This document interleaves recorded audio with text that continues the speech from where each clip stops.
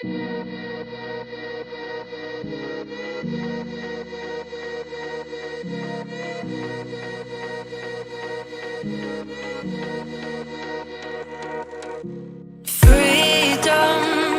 I never had the chance to run. Leave behind the said and done.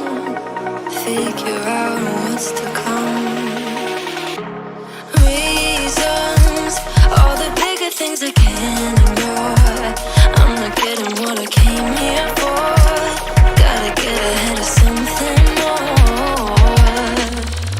So I think I found a new way out, way beyond a shadow of doubt. 'Cause I can't breathe, and I guess I could be stronger now and leave it up to fate somehow. But I'm doing this for me.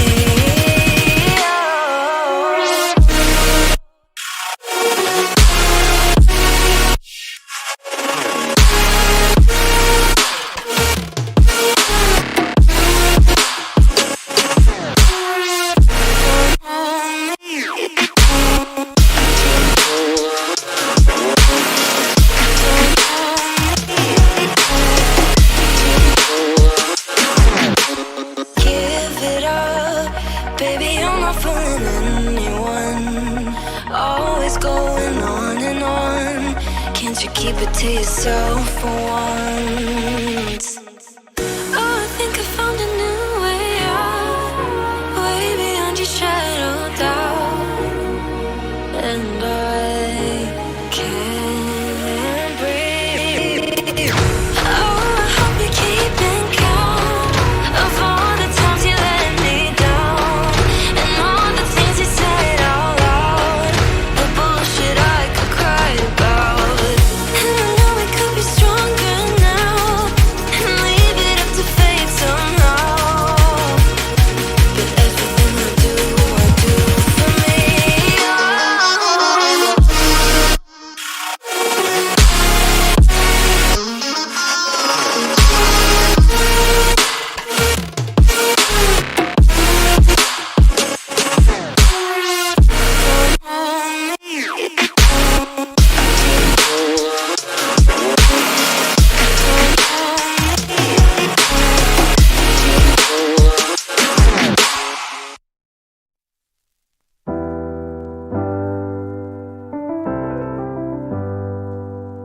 I get lost sometimes and I can't seem to find a light between the walls I built for myself right in my mind. And then you came over and you showed me love that I never had seen before. And now when I got you, it's all gonna be alright. Thinking about all the things we did tonight, what a time to be alive. Just you and I, just you and I. Only you can put my fire out. You can turn it all around. You can lift me off the ground, so we can fly again, so we can fly again.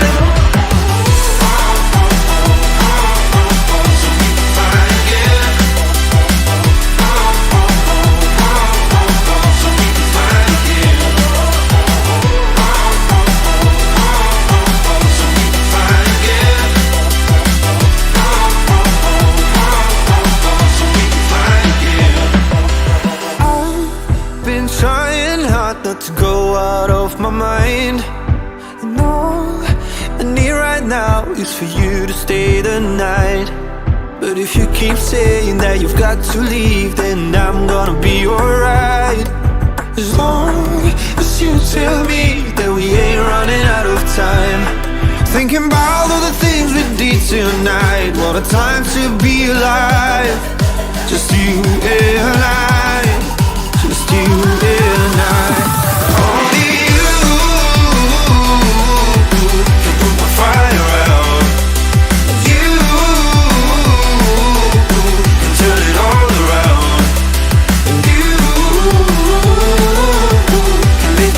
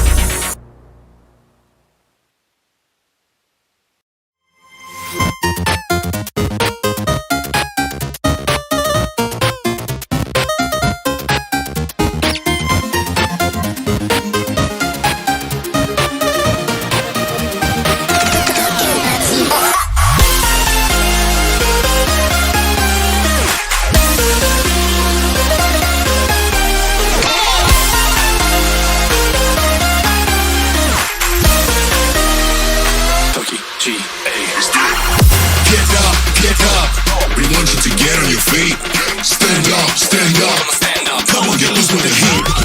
Right now, we go party till we black out. So get the fuck up.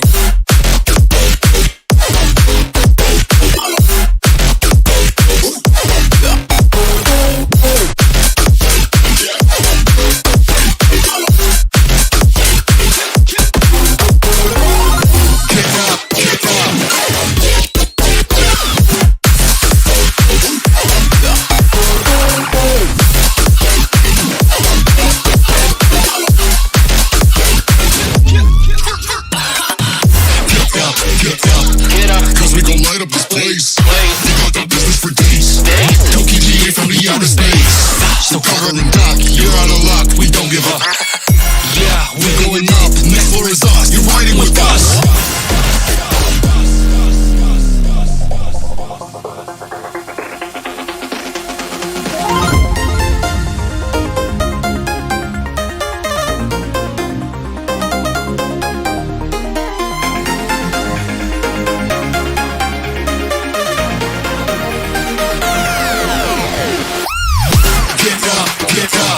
We want you to get on your feet. Stand up, stand up. Come on, get loose with the heat. Right now, we go party till we black out. So get the fuck up.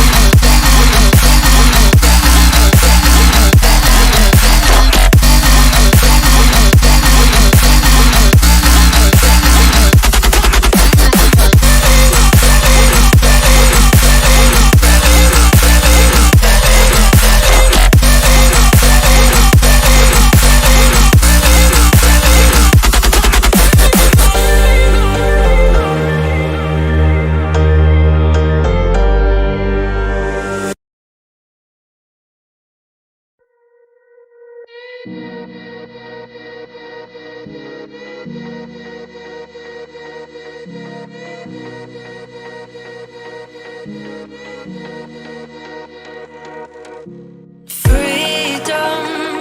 I never had the chance to run. Leave behind the said and done. Figure out what's to come. Reasons, all the bigger things I can't ignore. I'm not getting what I came here for. Gotta get ahead of something more.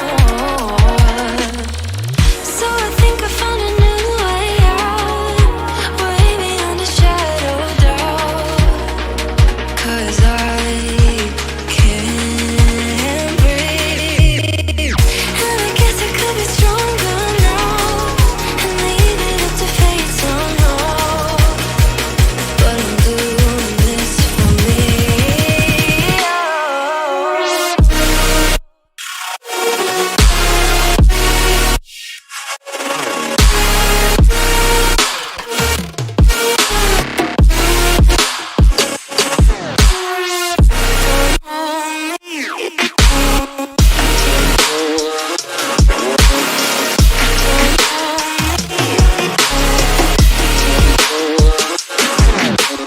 Give it up, baby, I'm not fooling anyone. Always going on and on. Can't you keep it to yourself for once?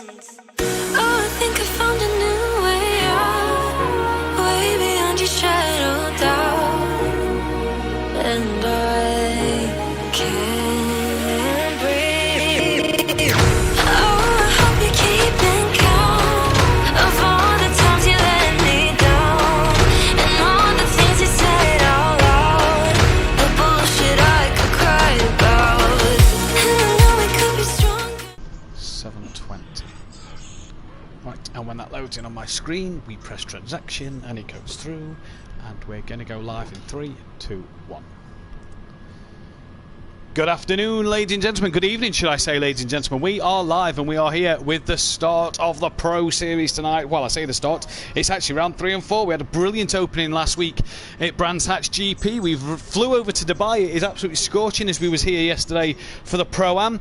And what a night we have in store. We're hoping for a few more than 12. I know BT Targa running a bit late with a golf evening. I do believe we have Phil on the way. The only one we are missing, I do believe, is Liam, who won't be with us for the next couple of weeks due to being back at college and work. He's got to get them two things sorted out before he'll be back with us on the grid, and we hope to have him back as soon as possible. We miss Liam, and you know, it'll be nice to see him back out there on the grid. 12 drivers though at the minute. We hope to get the other 3 in relatively soon. I'm sweet Matthew Duffin, joining the box with my commentator and partner in crime, Kelly Davis, sticky and sweet in your box on a Thursday night. Kelly, how are you? And I tell you what, it is sticky here in Dubai, isn't it? I had to borrow Dan's bikini that he wore last night in the commentary box, although it doesn't fit me very well, so I apologise for that. It's lovely to be here for rounds 3 and 4 of the Pro Series here at Dubai Autodrome, and I'm looking forward to a good night's racing this evening. And first things first, Matt, got to say, love the new Simplay graphics. Brilliant, aren't they? Absolutely brilliant. Yeah, very nice. Worked hard all over the weekend, and just up until yesterday, it took me till about 3 o'clock yesterday to make sure everything was spot on to use the graphics. We was hoping to have them for the first race, but we've got them for now, and they'll stick for the remainder of the season. I especially love the new sponsor down in the bottom middle on the screen. I do too, yeah. The Audio Sport, lovely. the main sponsor now. Great company. They must be a really, really fantastic company. Yeah, I would look them up. Audiosport.co.uk. Audiosport on Facebook. Yeah. Audio Sport. Yeah. Love doing things for Hondas. Yeah, like taking them to the scrapyard. Yeah. We're here though, Kelly. Dubai Autodrome. Yes. We've got a fantastic night of pro racing. 15-minute practice session we've got for you right now, and well, based off the drama we had last night and the scenes that we had last night, what a night it was for certain people as well, like Rabbit Joe and like. And like many others who had such a good night. Joe's pace, and especially over qualifying, was electric, and for him that seemed really good to just be able to get on that pace and be able to carry it through into what he's been doing in the rest of this season, learning that Mercedes. Tonight, I know in practice he's pushed a few of these guys in practice on their qualifying pace to be on that kind of pace as well tonight. So what can we see? 2 guys have been in the 55s. One is myself, but I'm not out there racing. So the other one, we're not going to give away. We'll see if he can do it in the qualifying session coming up shortly then. Yeah. One driver we've got back tonight, we've got Sutty Apex with us. So he is back on the grid with us for this week to make sure that he can get through tonight's set of racing. And it's going to be one heck of a night, Kelly. It's really going to be an interesting one to see what develops here.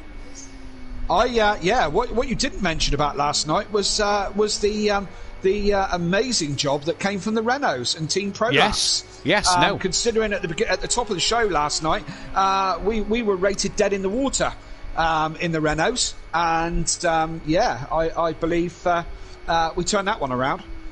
Well, yeah, me and Dan thought it wasn't going to be the car to be in, and lo and behold, you and Nicky managed to get it on a double podium. Well, sorry, I say a double podium. 2 podiums for the Team Prolapse car, one for you and one for Nicky, and a second and a third in that final race. Was an outstanding job. I think you'll find, and a 4th and a 5th in the first race as well. Yes, solid result all night for the Renault. Can Gary and Little each replicate that one tonight? We've got that Buzzy boy in the chat. He's here watching Disco with Disco Face. He's out there on track. He's in the chat as well. Smithy in the chat, as is Welsh here, Audio Sport. Dean Wasocki, Kevin, The Wall and Fury's granddad. Evening sweet and sticky. Fury massive in the building. Good luck everyone. Go Fury. Kevin saying evening Kelly. Evening Kev. Nice to have you on again. Nice to hear. Nice to be able to speak to you this time instead of just I was busy driving last night when you came along. But hello Kev. You going to buy a PS4? Get involved. Yeah, get yourself involved. Get yourself signed up. Simplay Motorsport. Yeah. Love to have you. Love to have you along. The Wall, evening everybody. Good luck. Go on. Danny says, hi all from Dean with Sock. Evening all from Welsh. Come on the Leachy losers. Not much hope for that Renault with N-dubs on track, but come on, says Smithy then. Evening folks from Disco with Disco Face. Now hi guys from Liam. Hi guys. As Disco setting the early pace at the minute. This man then, what can he do tonight? Current defending champion. Just before we get on to that one, Kelly, though, I am going to run you through the current championship standings after round 1. Let's not forget, tonight is the first round of drop scores. So the drop scores will take place as from this week.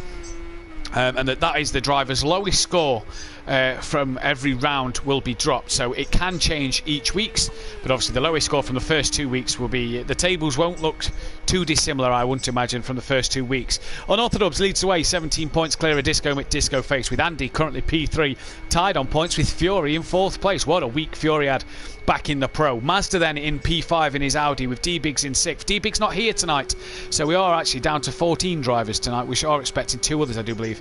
D-Biggs in P6, X-Mart 7th, Gary down in P8 with Peaceful 9th, Little Each 10th, Phil in 11th, BT Target 12th, Monkey Boy 13th, That Bozzy Boy 14th, Big Boy Brazier and Sutty 15th and 16th, as Jamie was unwell last week and Sutty at work. They're both back this week. D-Biggs on a cruise, fancy. Hope he's having a good time. I tell you what, that guy has more holidays than Jay McDonald. Hope you're having a nice time, Dominic. The question I want to know is I hope he's gone into a cinema room on that cruise and has gone, lads up. Let's put Simplay Motorsport on. Everybody tune in. Give it a like. Comment for Sweet and Sticky in the box. Watch Matt talk about somebody and then they'll drop it, like he did last week. All that kind of stuff. All that good stuff. And we've missing BT Target at the moment. He's on a golfing thing. He should be back later. I believe it's a work thing. It's a work golf meeting. It's a work golf meeting. But he has said that he will be online and about, his son sorting it out. He should hopefully get on for race 1. If not, he'll definitely be there for race 2. I believe Phil's not working. I believe Phil is with us. But we'll have to wait to see if he comes on as well.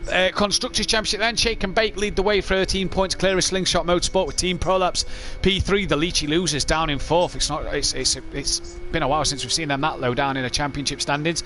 Wakasaki Racing down in P5 ahead of GQ Motorsport, Iron Brew Racing and Run Flat Racing, but obviously Wakasaki Racing will be without Liam for the foreseeable future until work and college and everything gets going properly for him, and he'll be able to get back with us. Evening to Maze Gamer, evening to Fury's mum, and Kevin in the chat, got a wheel and pedal so far. Oh, progression. Good start.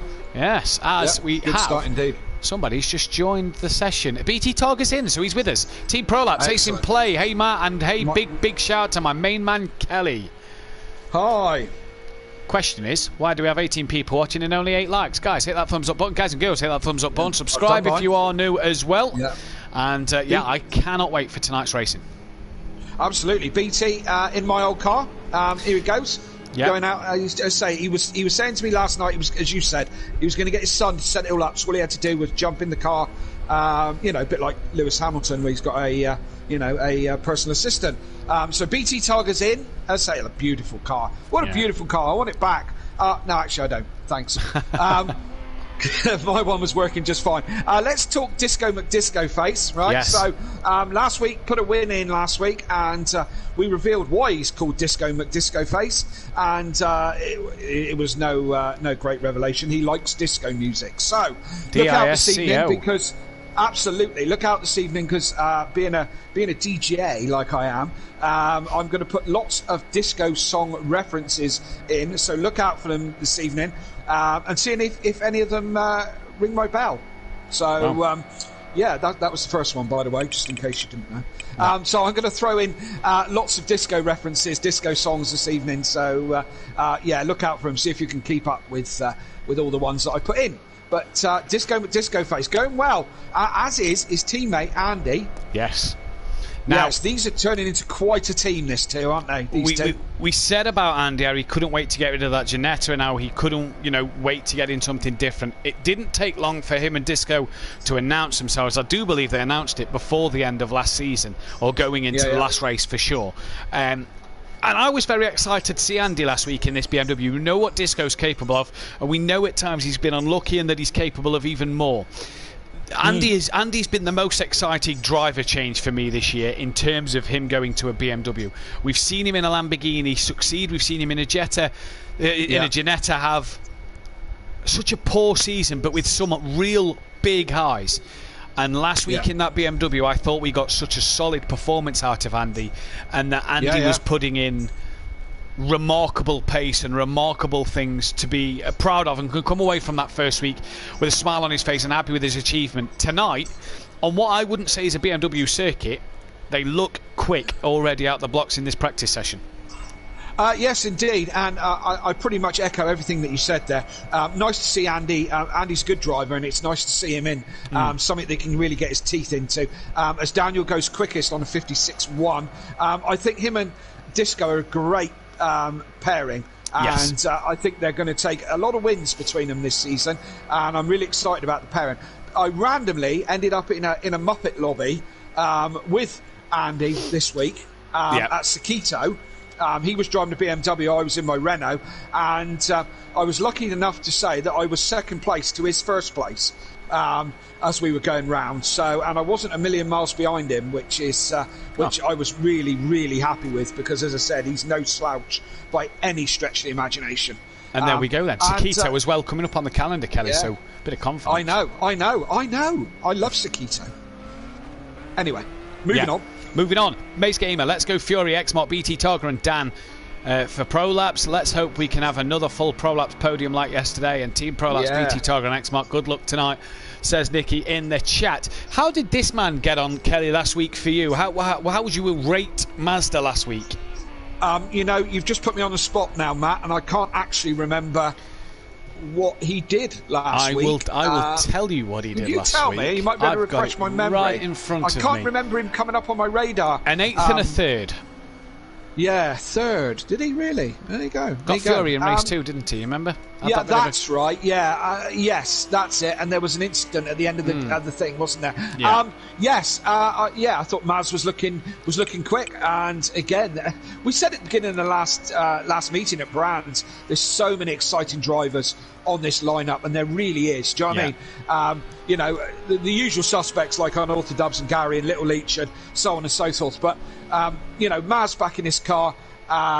Again, he's no slouch. He can take race wins. He knows what it takes to win races. So I expect good things from Maz this year if he just stick with his keep his faith with the car. Yeah, and it'll be absolutely fine. But as I said, there's so many exciting drivers. One that was a highlight for me last week was this man. Yeah, and Pro-Am champion, and was looking very racy last week. And we know the Fury Massive will be watching. They always are.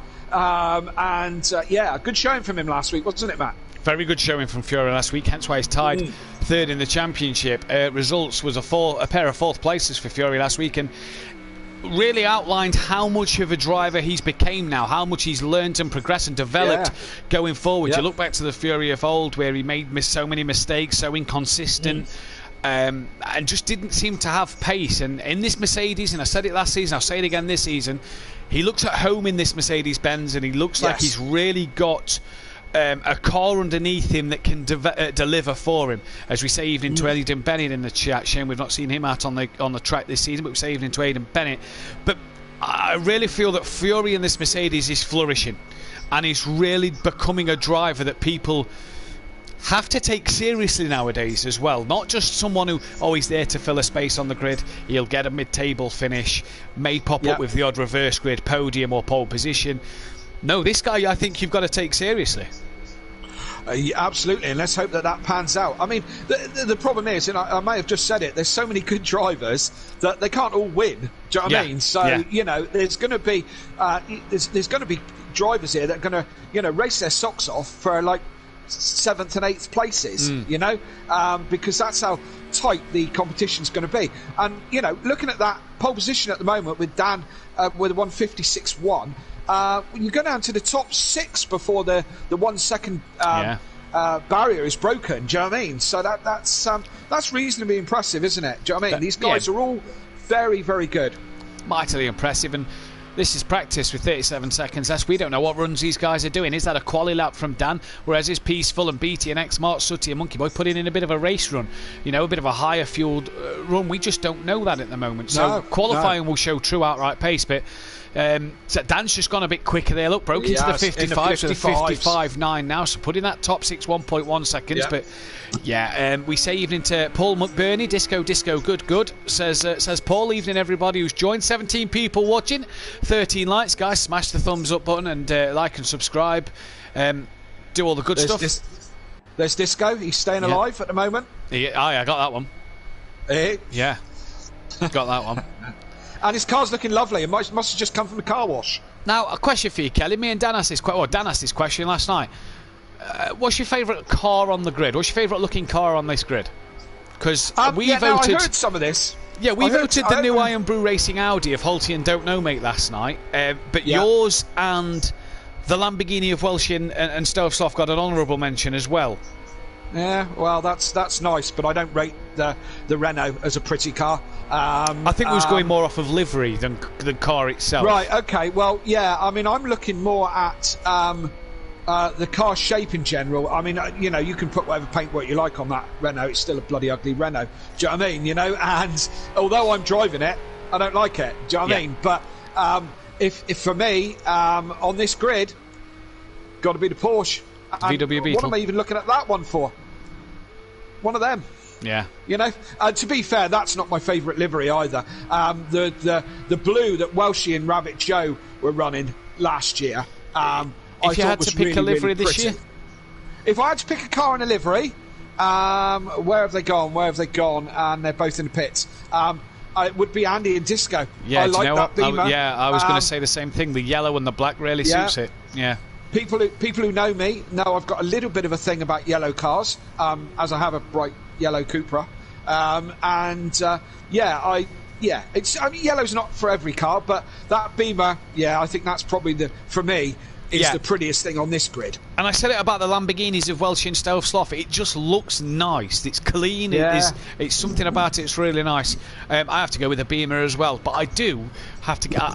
I've got a little soft spot for Sutty and Phil's Lamborghini, the black and green or black and orange. You can't quite see it at the minute, but I do feel like they're also a very nice car. Dan, then the quickest in the practice session, but who knows what pace that is. Disco in the chat. Kelly, you're awesome, he says. As we head now into the qualifying session, Kelly, who's your tip for pole position in this one? Tip for pole position. Gonna have to be our kid, isn't it? Do you know what I mean? The boy. He's has somebody just jumped out of the sky there onto the track? One of the Renaults. Which is lagging a little bit by the looks of it. I think it's going to be hard to get past past Dan. I mean, he's just done a 55. He is the man that's in the 55s along with you. We don't know what everyone else has been practicing at, mind. Yeah. So Dan or maybe Andy, but probably Dan.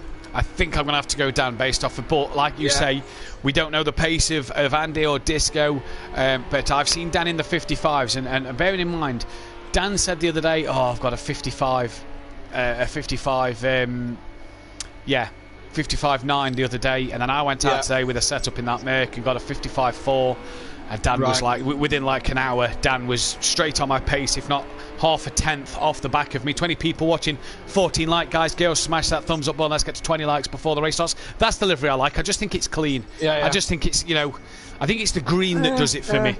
I think it's the green that does it for me. It's a strange colour. But yeah, Dan then running in the 58 Forzas. Monkey Boy has got himself a grid penalty, speeding in the pit lane. Then as he's come out, picked himself up a grid penalty. So not the way to start the evening if you're Monkey Boy in this one. It's a weird one. The pit in is round the last corner and is quite comes up on you quite quick. But I got caught out by the pit exit a couple of times, and we all know that it's where the cones are. But I kind of got to a point and gone, and I released the pit limiter last night and managed to catch it again before I went too fast. It is quite easy to do for some bizarre reason. Yes, it is quite easy to do. It's kind of like the pit limiter. There's like there's like a board that's got the speed on it. Then there's two green cones, and you don't know which one's which. And it's actually the green cones where the boys have to go off of. So we'll wait and see on that one tonight. But Dan for pole is our tip. We'll keep our eyes on Andy and Jamie as well.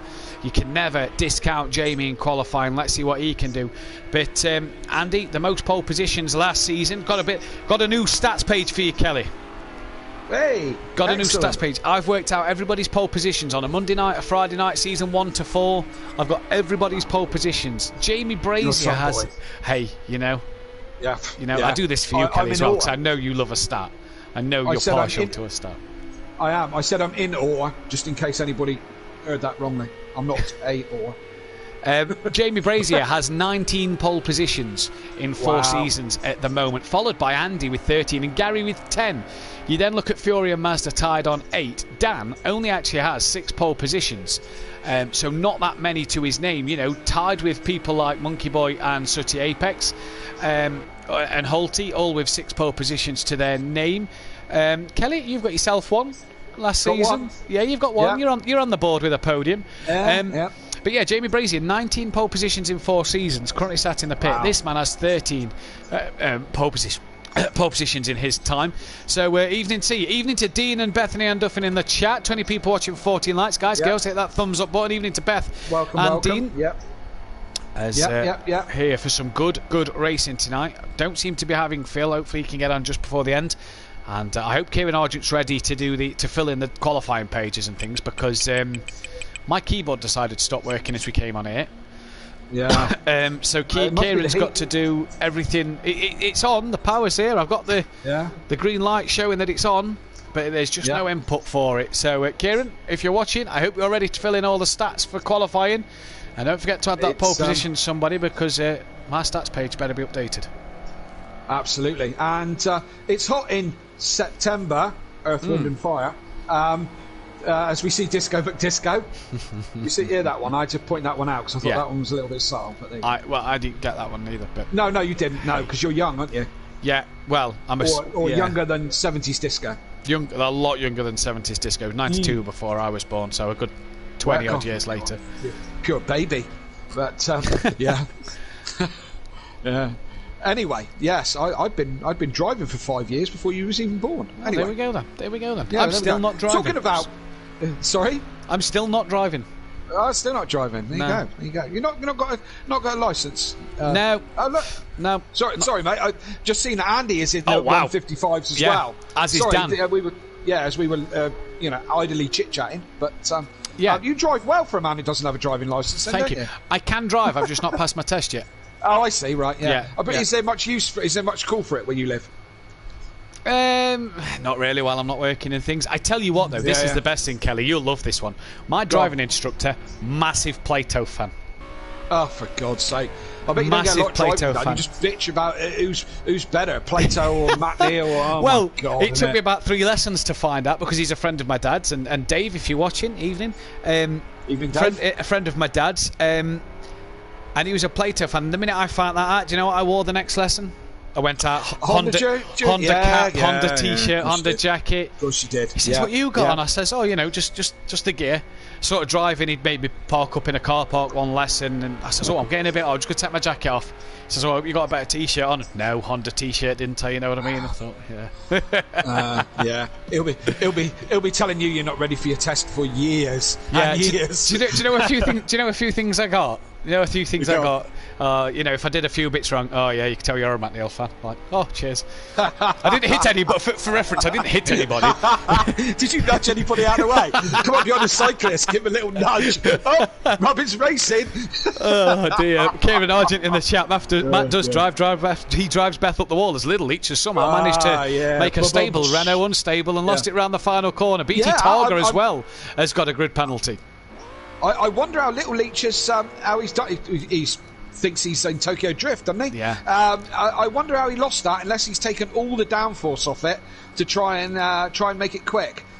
Because I didn't do any of that last night, and nor did Nicky. We didn't lose the car at all, not once. Do you know what? You can tell when Maze Gamer passed you on the stream, and it looked like you were just stood there having a leisure. You and Nicky had got out the car, stood there in a chit chat, and Maze Game went, "See you later, lads," and boom, gone.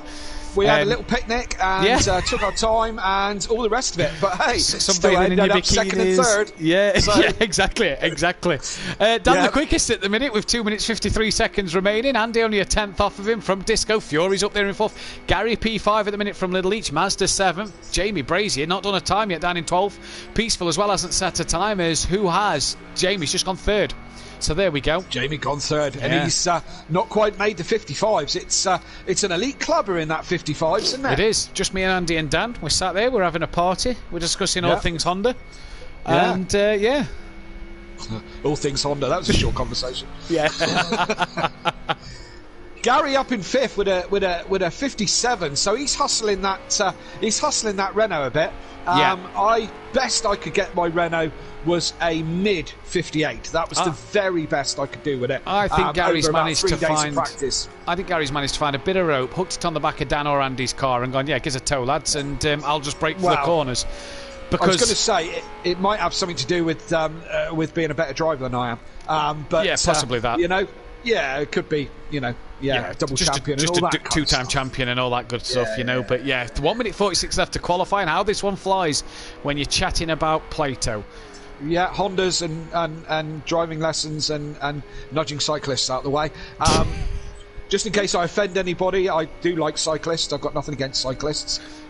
Each one's worth 25 points. Mark them up on the side of your car. Yeah. And whoever knocked Mazda off that day on his way to Donington, well done, because you messed him up that night. Do you know that story? Brilliant story, I've heard one. that one, I think I've heard it before. Fell off on his way cycling to the touring cars at Donington. He ended up at the Hoss A&E till midnight in Derby. Stitches in his wrist, cuts on his back and arms, lost a pair of expensive wireless headphones, and his bike was ruined. But we had a good weekend at the touring cars, so all's good and well. Oh, yeah. As BT is... Yeah. What's he doing? BT, Paul, stop messing around with my car, man. JR, Disco, come on, lad. Come on, lad. Talking touring car, we'll be there very soon. If you want to come and join today. us at the... is it really? Jesus. A month today.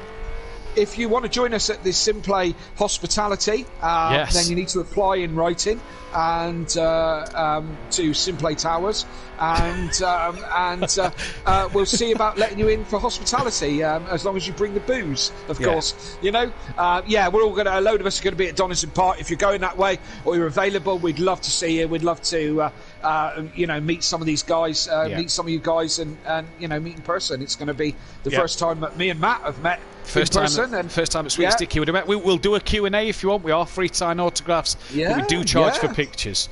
So depending on what's in the picture. But that's a different story. Simplay Towers, is that the one next to Faulty Towers, is it? It's just there on the the industrial estate with all the big corporate rubbish. Yeah, it's Unorthodox' pole then. Qualifying has came to an end. Dan Pole, Andy in the pits. He's currently P2 head of the pits. Jamie's currently third from Disco McDisco Face. Fury fifth. Maze Gamer, Mazda even, is P6. Gary's in seventh with Peaceful Explosion eighth. Little Each ninth. BT Target 10th, but he won't start there because he's got himself a grid penalty. Sooty Apex 11th. Monkey Boy 12th, but he'll start dead last because he can't improve this time around as he's in the pits. Big Boy Brazier on a lap. He's green sector 1. Nobody else really doing anything. X-Mart as well as green sector 1. They're the only two that are on an improving lap this time around. Good luck to everyone, lads in the box, always on fire. Top job, says JR. Yay. Nice to hear them words, JR. Still only 14 likes, but 20 people watching. Guys, girls, hit that thumbs up button as I'm looking at my timing screen on my phone. Still nobody's come to sector 2 between X-Mart and Jamie. X-Mart's pitted, so he's not going to improve. Everyone on the hards tonight, hot. If somebody's gone on the softs, JR... that was another disco reference. There you nice go. One. Well done. Yeah. Arrow. That was. Yeah. Anyway. Furious Granda, please no pics of Kelly in the bikini. I have a feeling October may be a bit too cold for a bikini, but hey, we'll see what happens. Jamie Green through sector 2 as well. So personal best sector 1, sector 2. Is Jamie going to go a bit closer to Dan and Andy? No purple sectors then as Dan comes into the pits, flying the flag for Shake and Bake Motorsport on his own tonight. The lads are struggling with a Porsche tonight. I shouldn't laugh as they are my drivers, but don't think me and Kelly had any issues with it, says Nicky in the chat. Jamie crosses the line. He does improve and breaks that 55 mark with a 55.9, but stays 4 tenths off the back of Unorthodox. He's in the 55, so isn't he? He is in the 55s. Right, 55 Kieran. club. Kieran, are you ready? It's Unorthodox on pole from Andy. Jamie Brazier in P3 with Disco in 4th. Fury lines up P5 with Mazda 6th. Gary 7th, Peaceful in 8th. Little Each in P9. Not a bad qualifying for the two Renaults at 7th and 9th. That's not too bad. BT Targa qualified 10th, but he'll start P11 with his one-place grid penalty. Sooty Apex promoted to P10. Monkey Boy into P12, but he will start P13 and last as he's got a grid penalty as well. And X-Mart will be promoted into P12. Peaceful in the chat, couldn't get a lap hooked up, he says. Kieran, I hope you have all that. As I'm going to press continue, you can pause your screen, Kieran, and catch up later on. We're going to get ready with the qualifying session, but the bonuses with the Google Docs, I can see what Kieran's doing, and at the minute he's put Dan's first, so he's got the first one correct. He's got that one right. Well done, Kieran. Now we need to input Andy as number 2. We're hovering over Andy. I can see his little pink square there, but we are at Donington in a month. For those who want to come for the British Touring Cars, we'll all be there. Dan, Kelly, myself, Gary, Little Each. I do believe Mazda, Liam's Jamie. I'm not sure if Liam's going. Get a Simplay calendar with 16 drivers. Welsh, there's only 12 months. I don't know how many months there are up in Scotland, but there's 12 here in England. I was just thinking of a Pirelli type calendar. Unless we're just going to put the Pro Labs on. Unless Pro Labs are just on one page. UBT, X-Mart, Maze, Dan, Fury, just on one page. That'd be a hell of a page. Make that straight in the middle, about August, June time, June, July, August time, I reckon, for the Team Pro Labs page. We can have Craig. Well, I think December, a nice little Christmas treat from Pro Labs. Something to put under your tree. Oh dear. Hey, what ladies wouldn't want that one? You've heard of calendar girls. Well, what ladies would want that one? Yes, indeed. You've heard of calendar girls? Well, this is calendar Simplay lads. Yeah. We're going to make a film about it and everything. Well, stranger things have happened, quite literally. Yes, like last night. Did you see the strange thing that happened in qualifying last night? What was the strange thing that happened in qualifying last night? Well, Smithy ended up with a grid penalty and got disqualified, so started from the back of the grid. Maze Gamer got pole. No grid penalty, and then put Rabbit Joe on pole.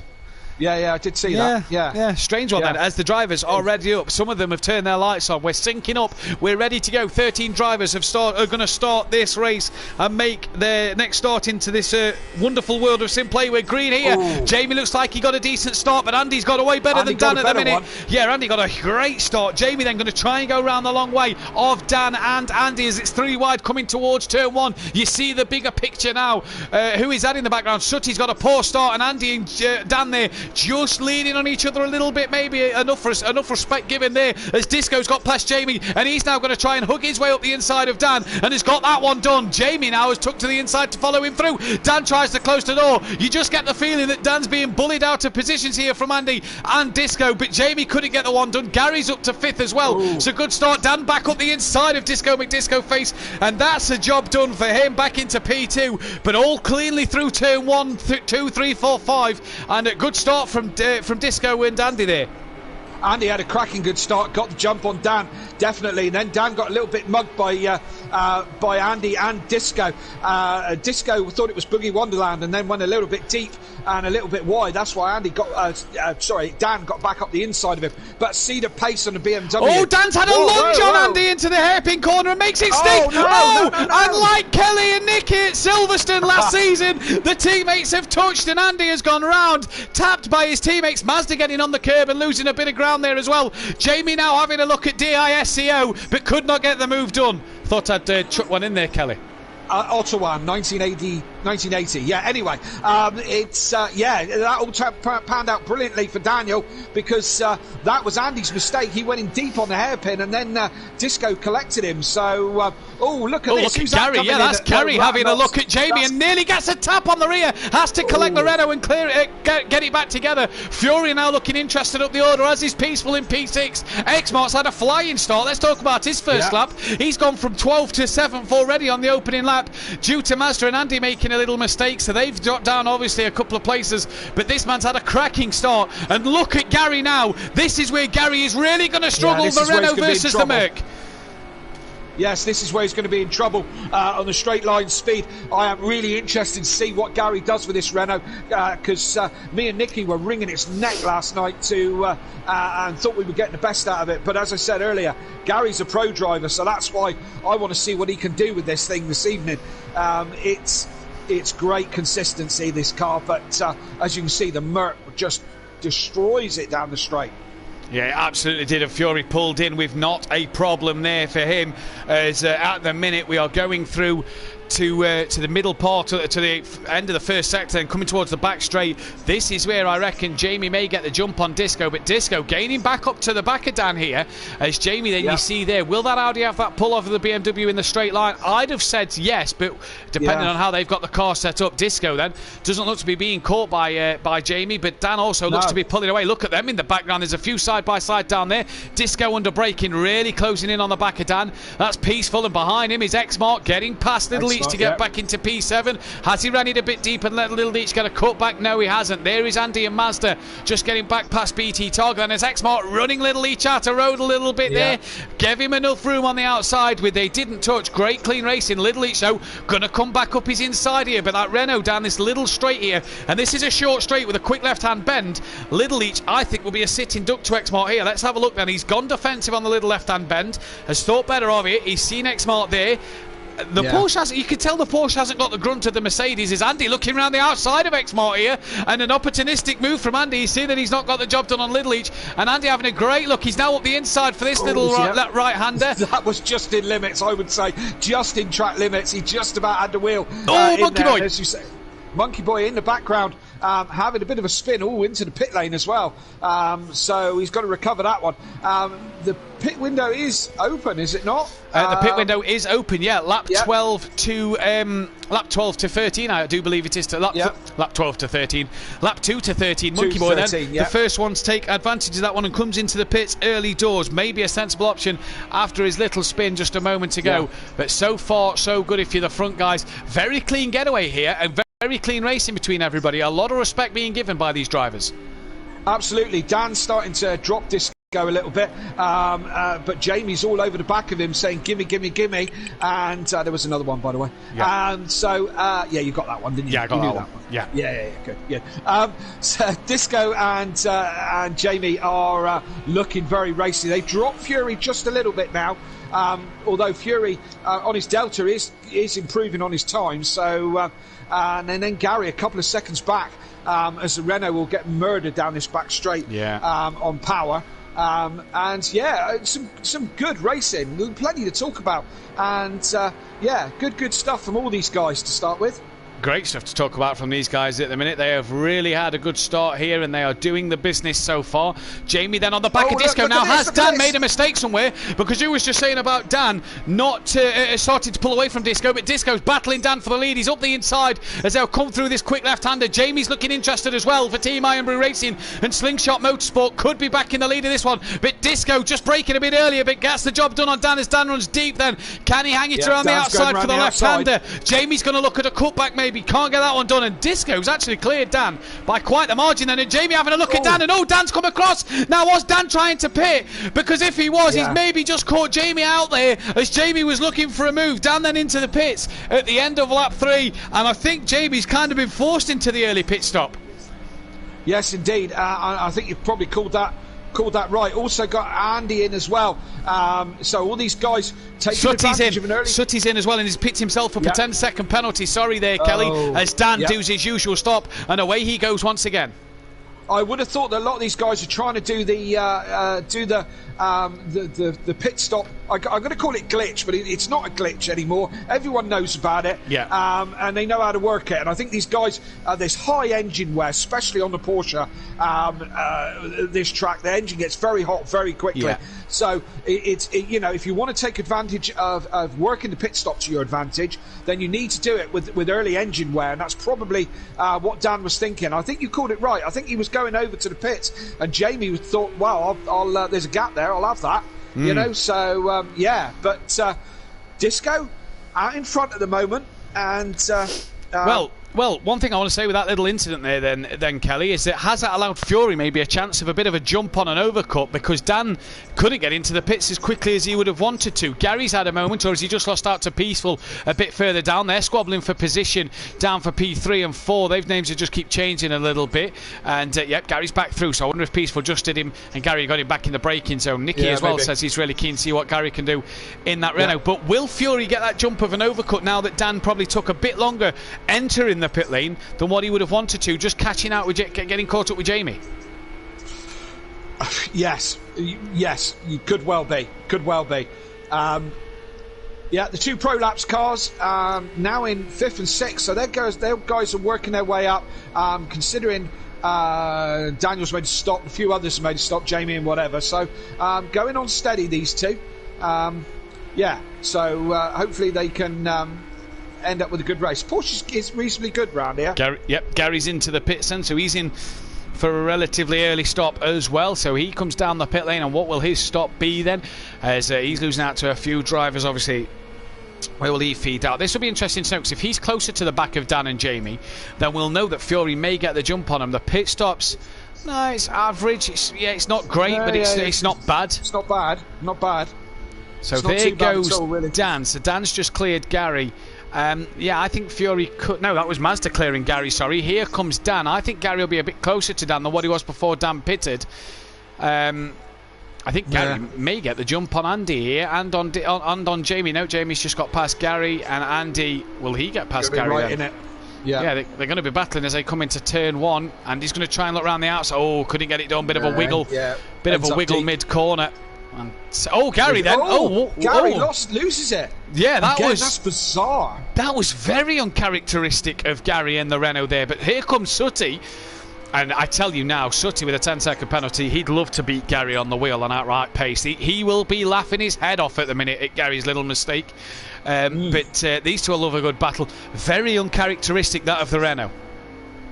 Yes, and again, I'd love to know what they're doing, what the Leach boys are doing with that Renault. I mean, I found some setups online for the Renault, and made it hard work to drive. And I wonder if they're running with some kind of radical setups to try and get some more performance out of the car, and kind of balance that knife edge a little bit, because we've seen Craig and Gary go round now. Both the Leach brothers go round in this Renault, and as I say, it's normally very well planted. So, we'll have to keep our eyes on that one throughout the course of this race. And Disco still leads 3.6 seconds. Is his gap? Fury! He's ruined his race. Got a penalty.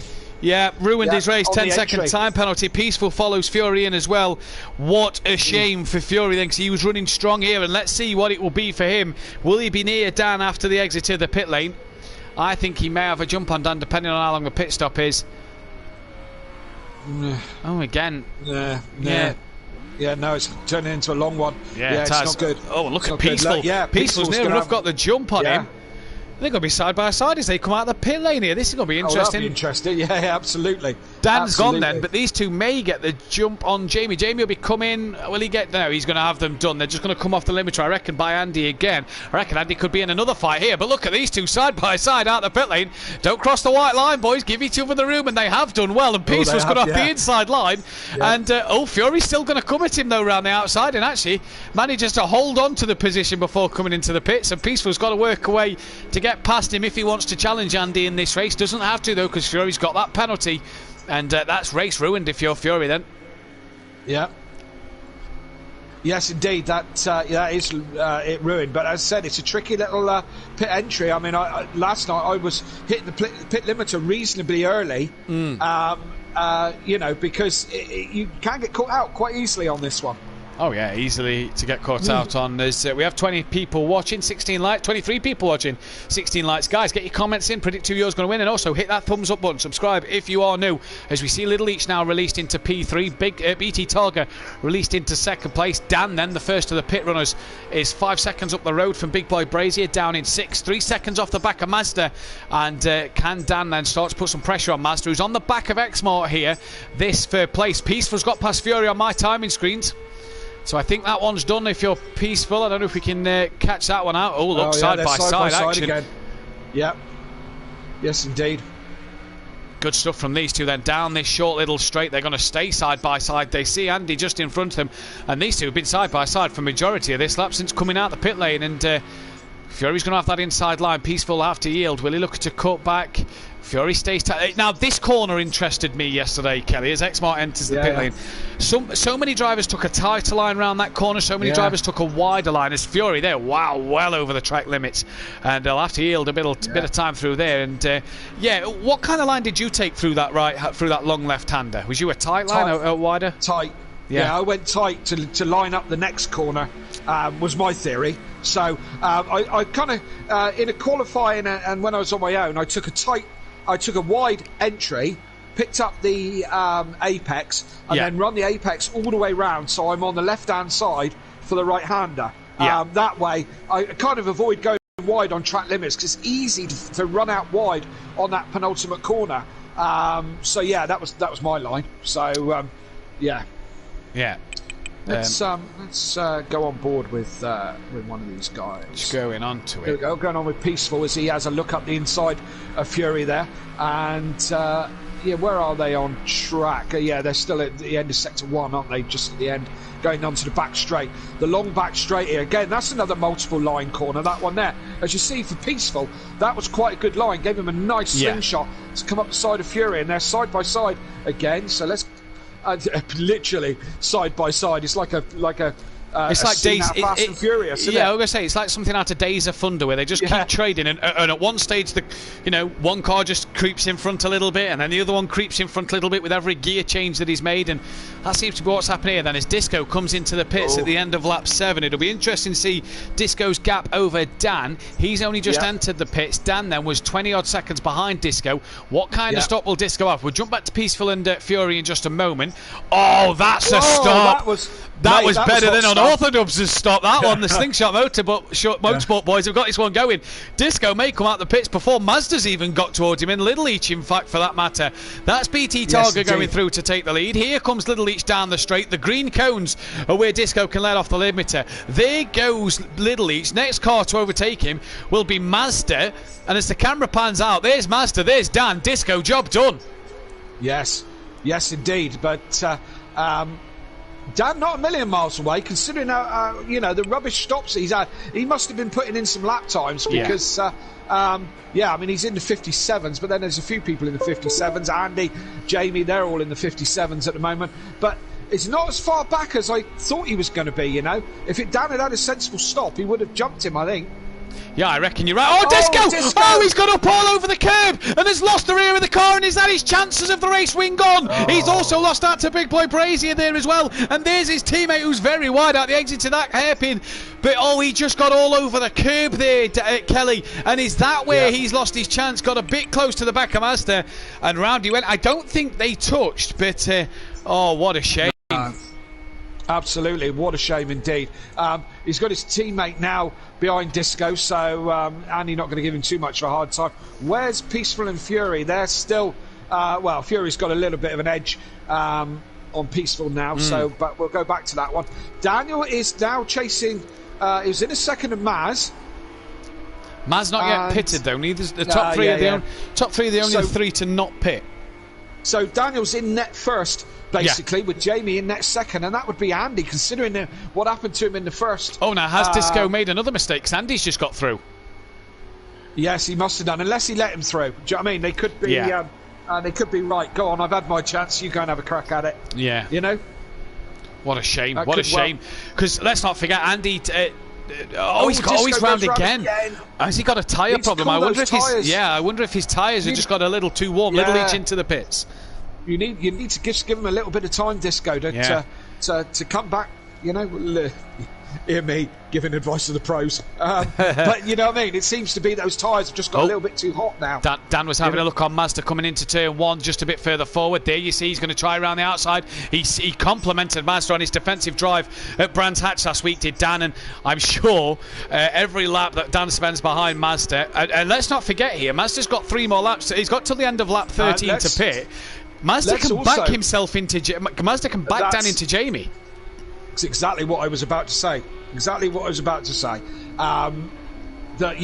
thinking, what's the point of Mazda? He's not now! He's not now! He's lost the car. Dan has to take avoiding action, and I think we'll see Mazda in the pits at the end of this lap, because defending too hard, was that there? Mazda just losing the rear. Maybe. As I said, I was trying to say what was the point, but then obviously I got the point, because Jamie was close to Dan, and Maz could have backed him up into it, just as you said, Matt, really. But then he went and lost the rear end, so that's a shame. That's a shame. That's a real shame. Absolutely. So, which Andy goes past. I mean, Andy again wasn't really fighting for the position. Maz has got a pit stop to do, but Andy's still in this race, you know.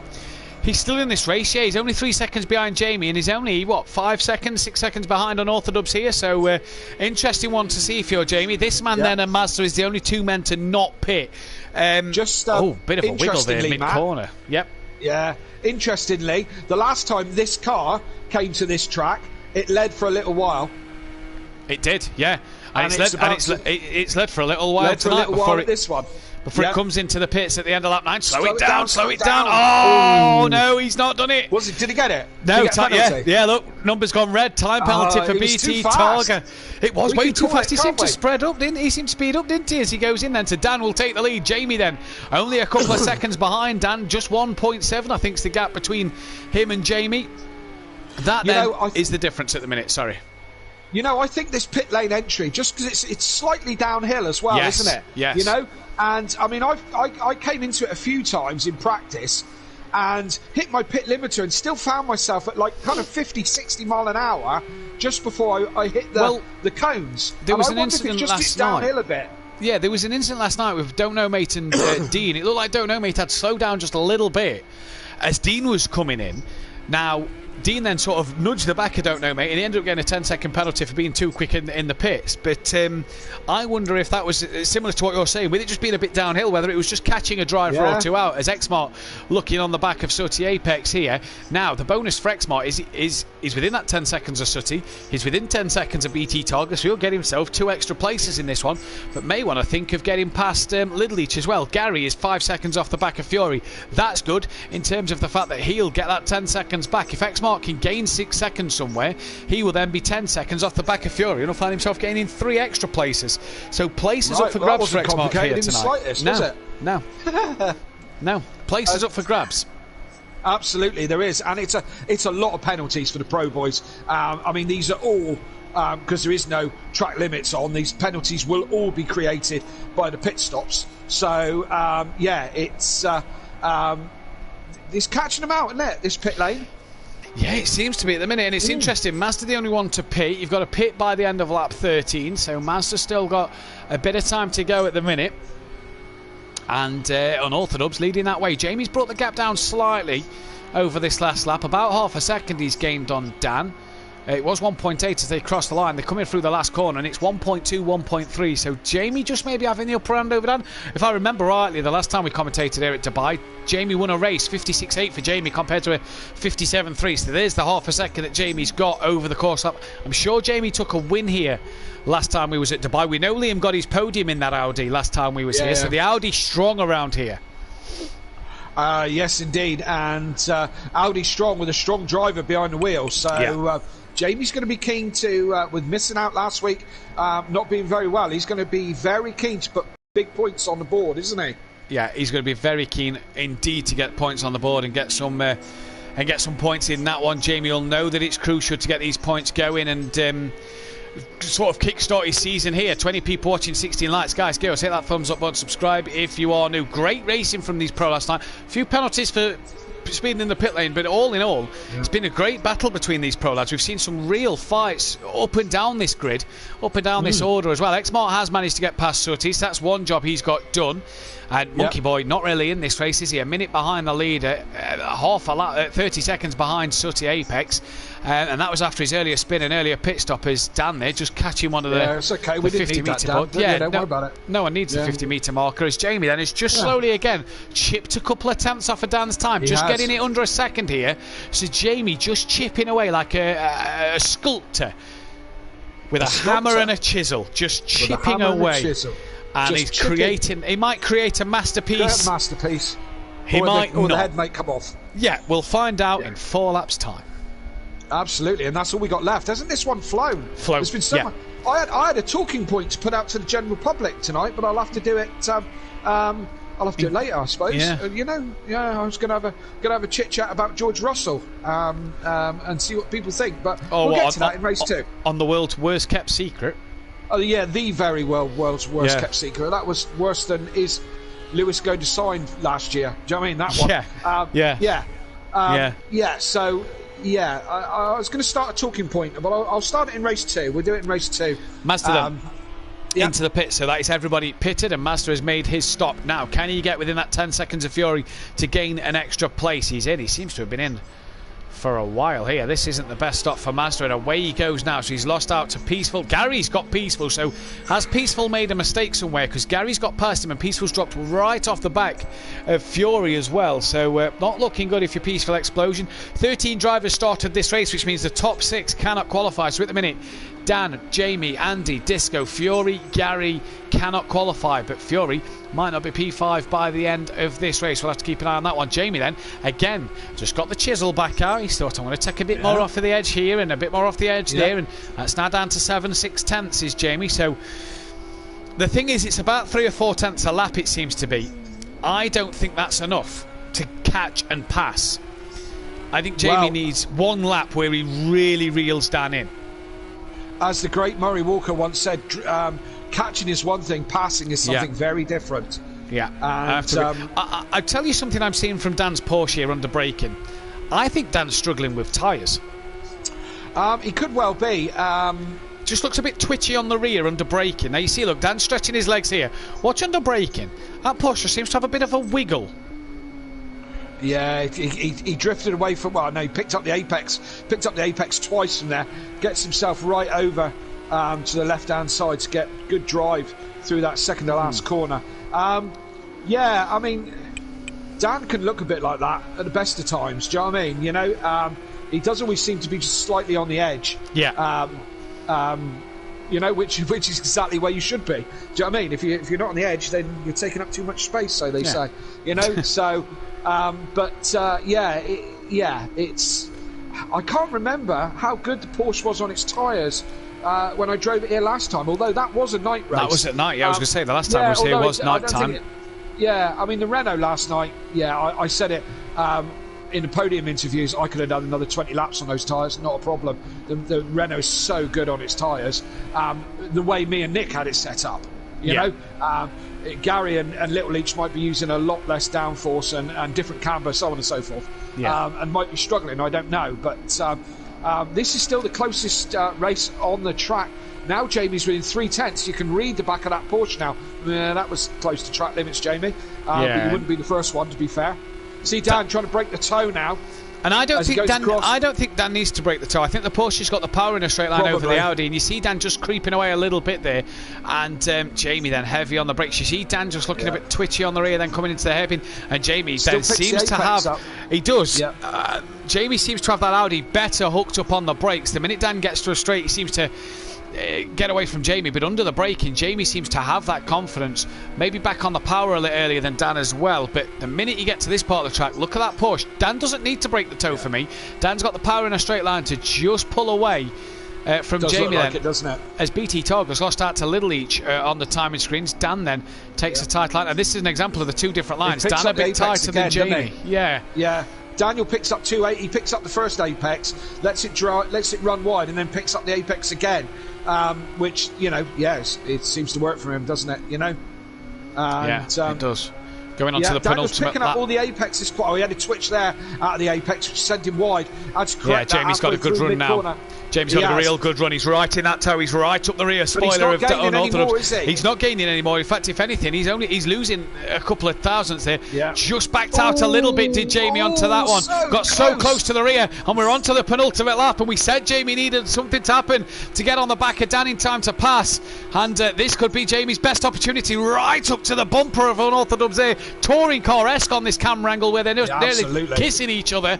As BT Torgers back in front of Little Each on the timing screen then.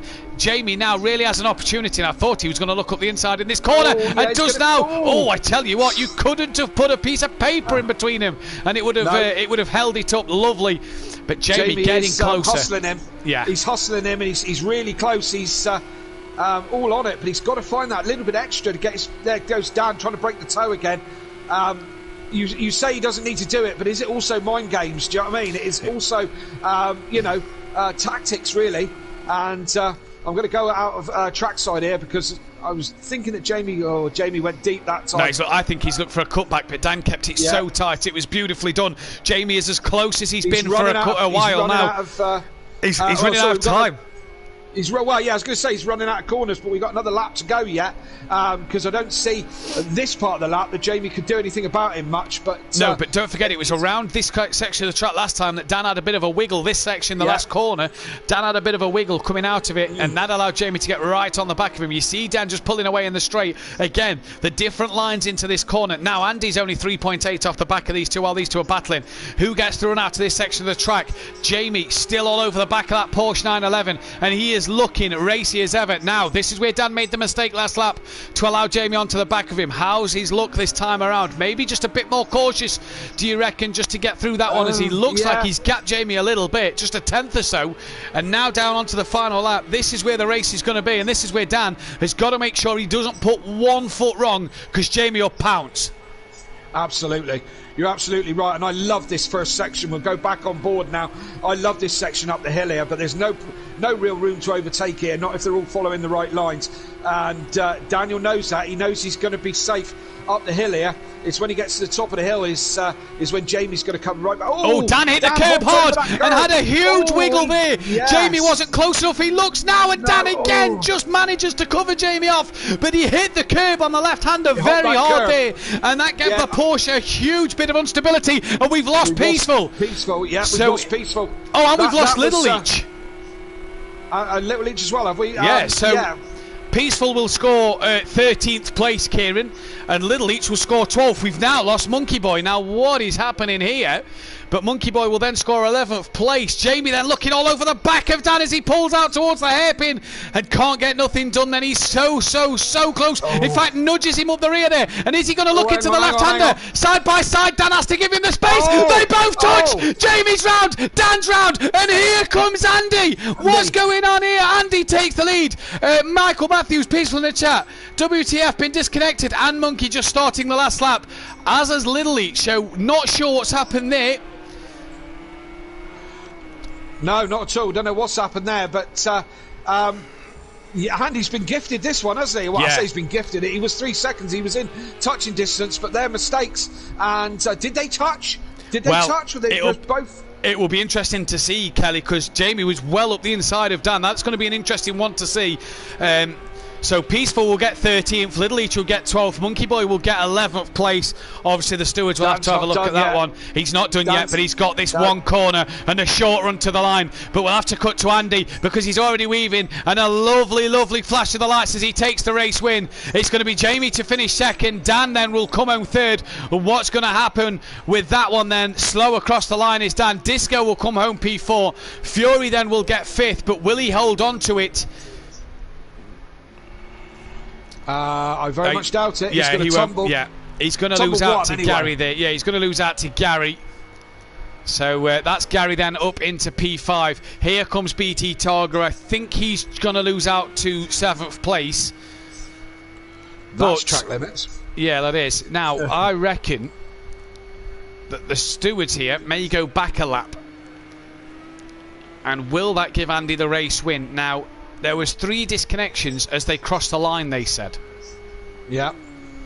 So we'll have to go back and look at the replays on that, I think, for the stewards. But for the time being, it is Andy who takes the race win. Kieran, I hope your input in this one. Andy takes the race win from Jamie Brazier. Then it's Unorthodox who takes 3rd place. Disco 4th, Gary in 5th, Fury 6th, X-Mart 7th, BT 8th, Mazda 9th, Sooty 10th, Monkey Boy 11th.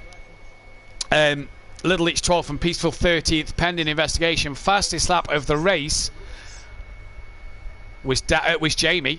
So Jamie gets the fastest lap to add to that one as well. And Kelly, a lot to talk about, I think, in this podium chat after with the top 3, and a few talking points in terms of the top 3, the 3 the drivers not being able to finish. Yes. Leaves us all a little bit breathless, doesn't it? Yeah. So high drama at the end of that race, which is good stuff. And we'll see what we'll see. Did Jamie and Dan touch? Why do we have disconnections? And how big is Andy's grin? Now the thing is, that we're going to have asked. This is, isn't it? If the stewards decide to finish the race a lap early, Andy will get 3rd and Dan will win the race, and Jamie will stay 2nd place, and the drivers will finish as they cross the line. It's going to be an interesting one. It's going to be a hard one to figure out, isn't it, for the admins, for the stewards to look into. Yeah, it's unfortunate that we had such a major change in the top 3 because, if that ends up being the case due to multiple disconnections and the stewards do, which is nothing to do with us. We don't. No. I don't get involved. Matt only gets involved if there's a difference of opinion with your stewards. So it's not for us to decide. Interesting one for sure. We're going to be back though in just a few moments. Don't go anywhere. We'll be back with a driver interview, and I got a feel.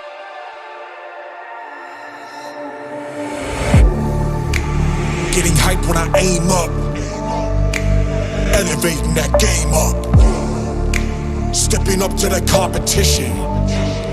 Only 1st place, and that's how I'm living. I'm with it till they digging up my grave, eating all the things up on my plate. Game face when I step up into place. I was born and when I watched me elevate.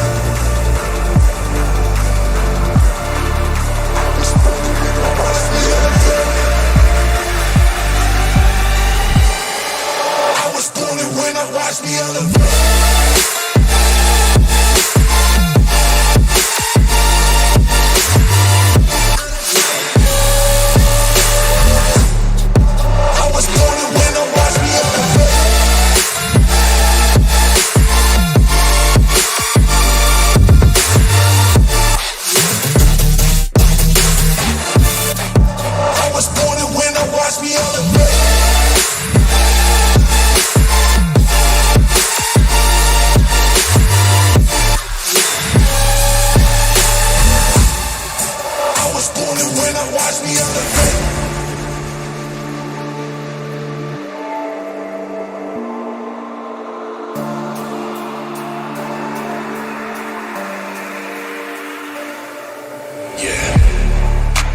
All in when I show up.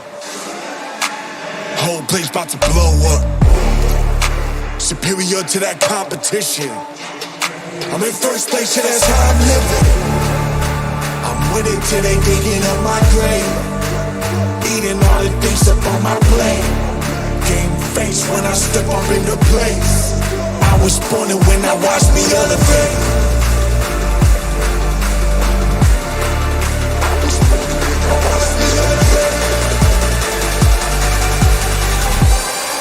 I was born and when I watched me elevate.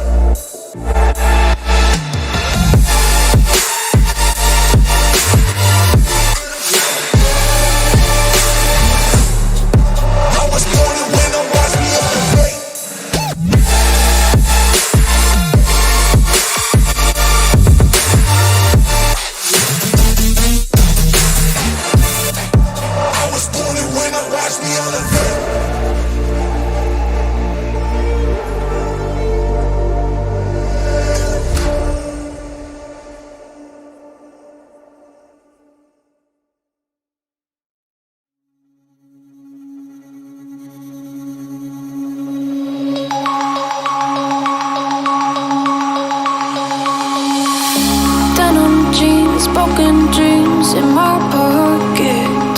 Golden thing round my neck like a locket. Carve your name in my mind, cause you caught it.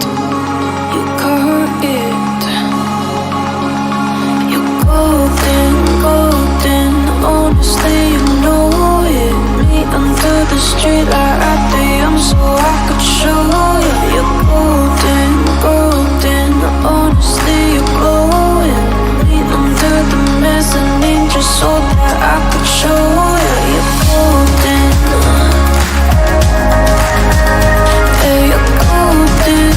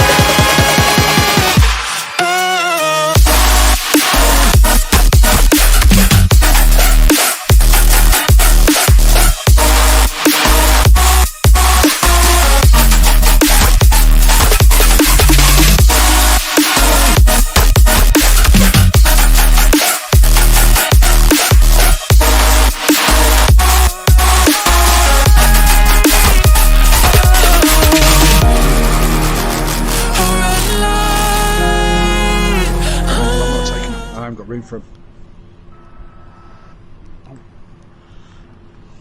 Right, we're going to go live in 3, 2, 1. Welcome back then, ladies and gentlemen, and after what was a very heated race 1 and very confusing race 1, we are missing Fury from the session at the minute, so hopefully Fury can get himself back in. Say who can and can't qualify. Well, the top 6 can't qualify, Mike, so we're going to have to go off who crossed the line.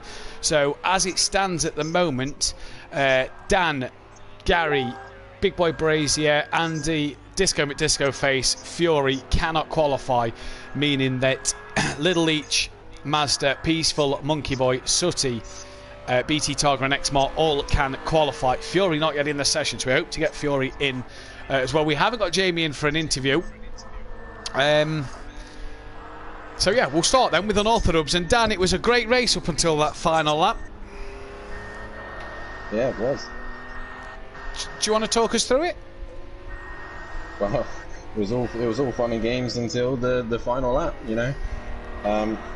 I thought I covered Jamie off. He went for a gap that really wasn't on. On my view, he wasn't even alongside and close enough to get the position, which then resulted both of us spinning and losing out to Andy. And Andy was the big winner out of it, which was fair play to him. He was there, ready to pick up the pieces, and he gets the win. So, in my opinion, it was a bit of a waste, really, and he still gains a second out of it. So I lose and he gains. It was a good race till then. Then we had a good battle with Disco early on, and he managed to get the jump on you in the pit stops. How's the Porsche and how's its tyres? Yeah, I had a good race with Disco. Everything was fine with Disco, and every time I caught someone, they all seemed to make mistakes. Mazda dropped it, Disco dropped it, and a couple others as well. So the first half of the stint, the Porsche was fine, the tyres were fine. It was towards the end, I was starting to suffer a little bit, but it was manageable. Yeah. But trying to do the pace that I'm trying to do, the tyres do suffer. What's your thoughts going ahead for race 2, mate? What can you do from there? Stay out of trouble, try and score as many points as possible. To be fair, it is only the 3rd round and now going into the 4th round, so it's all about just scoring points. As it is another podium, it is more points on the board, so I can't be too disheartened, but hey, it's been put into stewards, so we'll see what happens.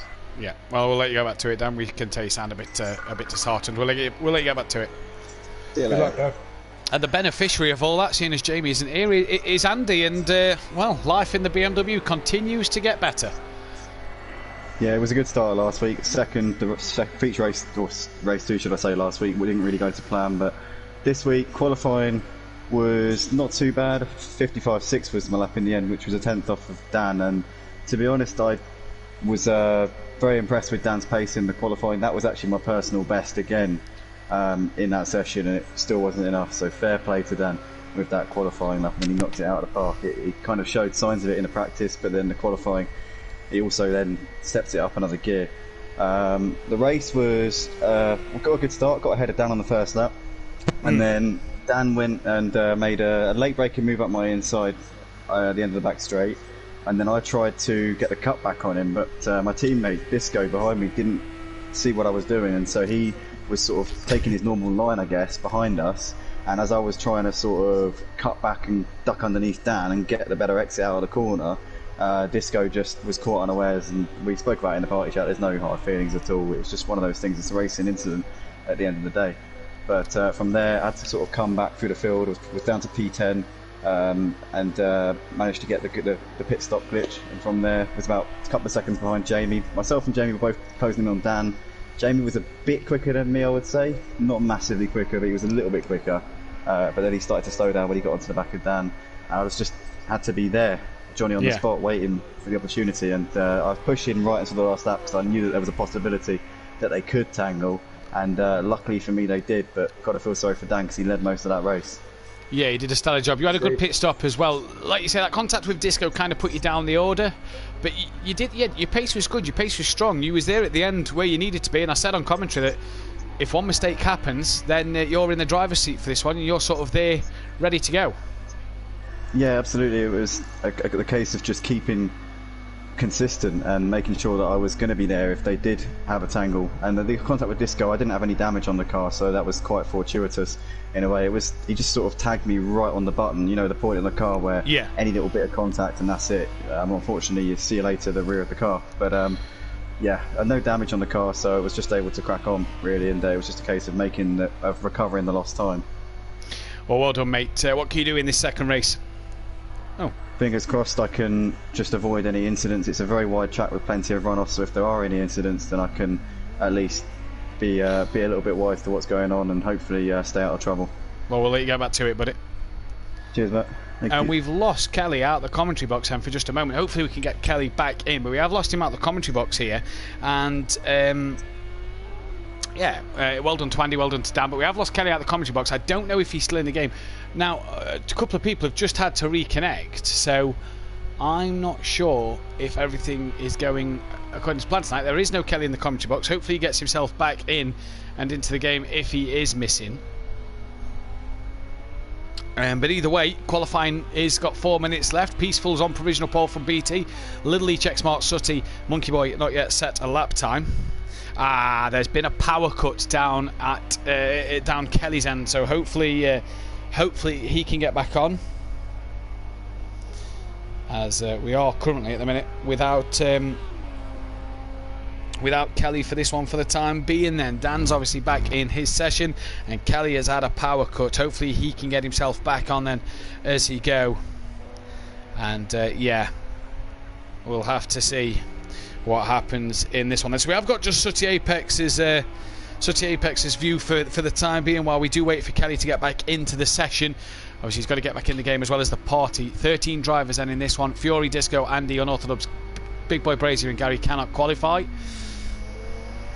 And Monkey Boy not yet set a time. Sutty Apex currently the 4th fastest out there. Peaceful setting the pace at the minute, just 8 thousandths of a second quicker than BT Targa.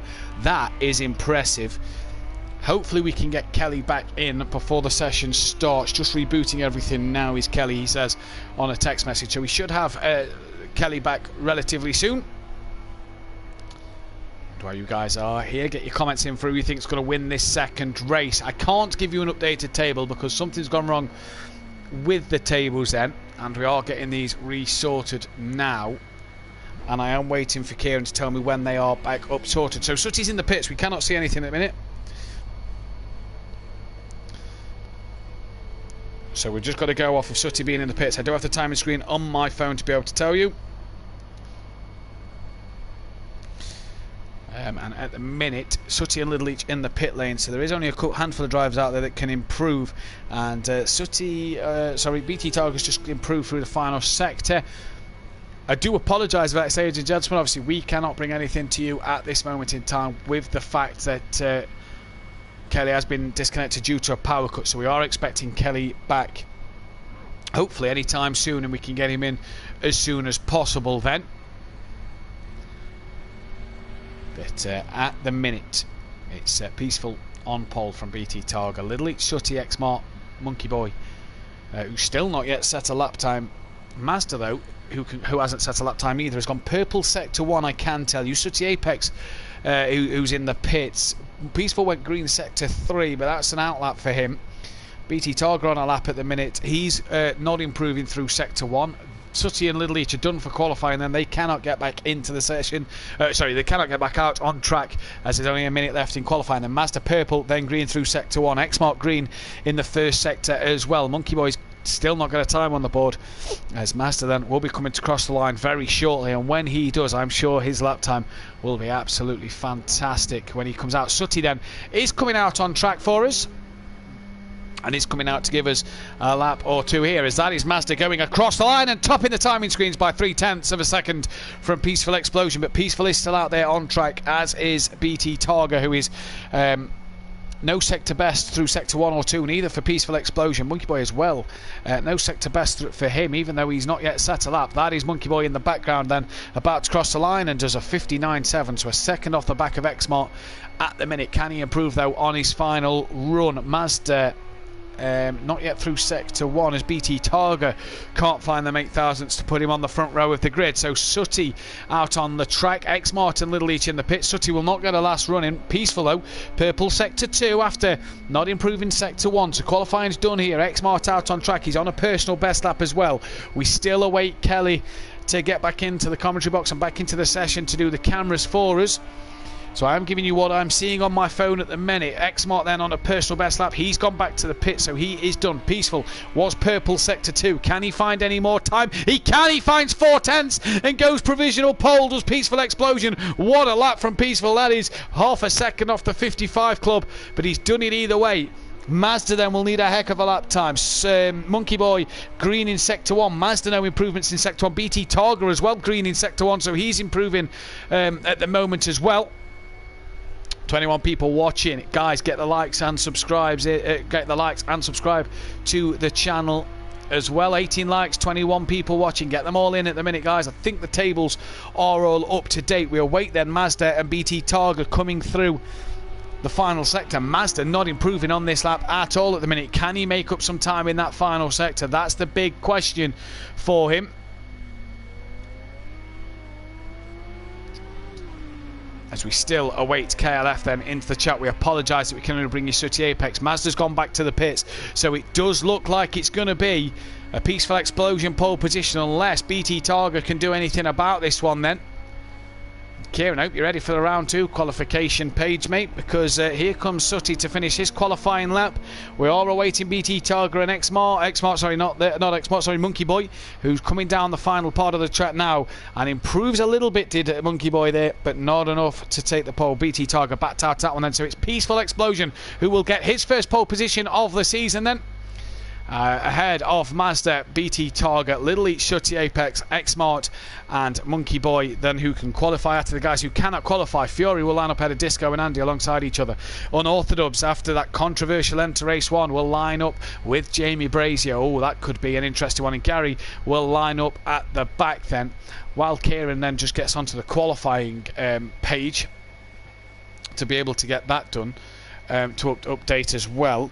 We are just going to give it a little minute just to get Kelly back in after his power cut. We hope he's back on. It says he's online. Whether he's in the session or not, that is the big question. So we'll have to wait and see whether Kelly's in the session or not. But so far, so good. So we are just going to give it a little second while we wait for KLF to get back in. And we'll go shortly then, in just a moment.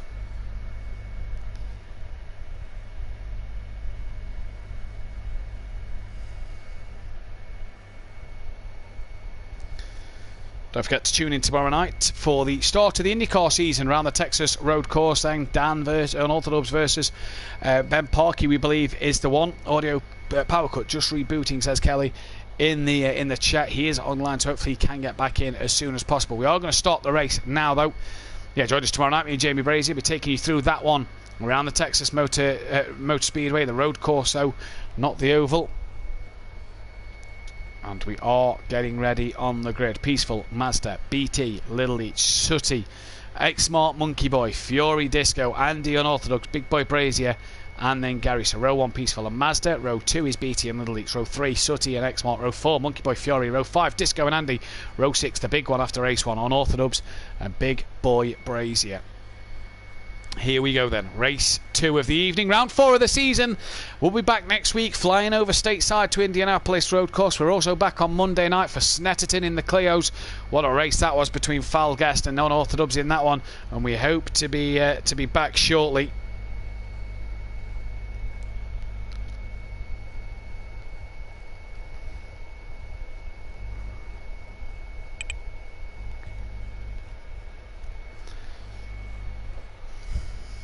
As Kelly has joined us back in the commentary box. We'll wait for these drivers to ready up.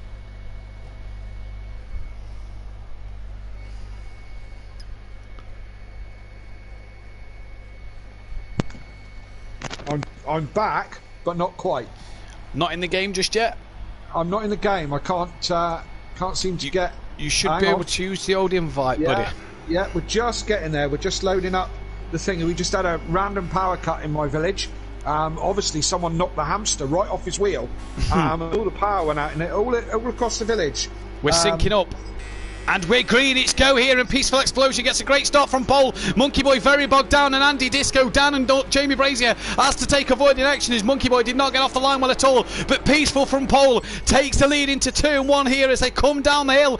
Dan looking at the back of Jamie looking to attack one of the BMWs up the inside, and Peaceful still leading into turn 1. BT Targa got the jump on Mazda then into second place, and everybody, nobody's through turn 1 cleanly. It's Gary and Andy who have made contact in the background, only slightly, and they're off a little bit. That's allowed Monkey Boy back through, and the timing screens are having a fit at the moment. Not sure what's happening there, but Peaceful leads the way so far, and he's the man who's got the job on BT Targa at the minute. He's leading then. Xmart looking to challenge the back. Oh, we've had 2 drivers disconnect. I reckon we may have to go to a quick break and redo the session here. We seem to be having problems tonight, don't we? Yeah, right. So we are going to take a quick break, and we're going to come back with a mid-break session. So guys, don't go anywhere. We're going to reset the lobby up. So don't go anywhere.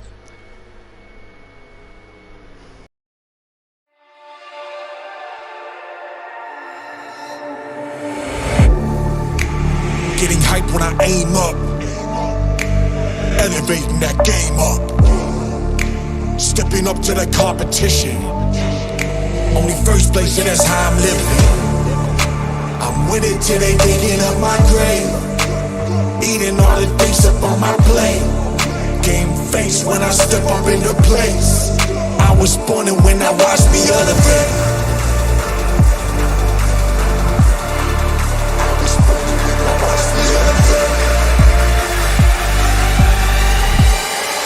I was born and when I watched me elevate.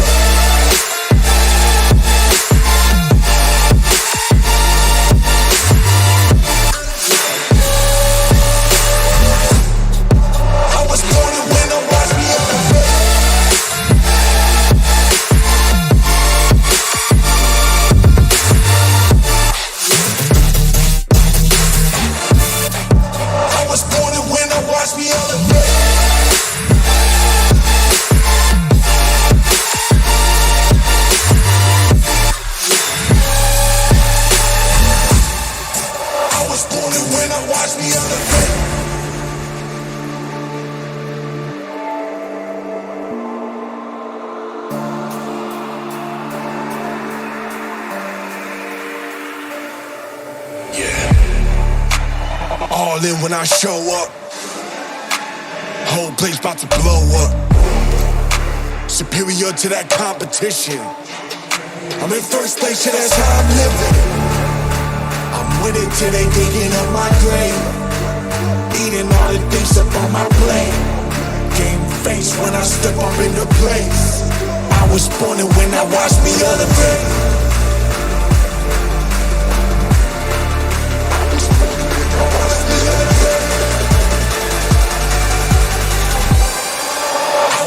When I watch me elevate.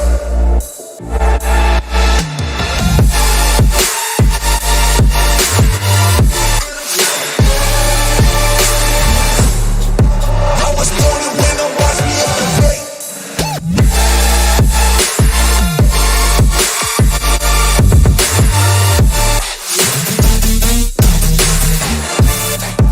I was born and when I watch me elevate.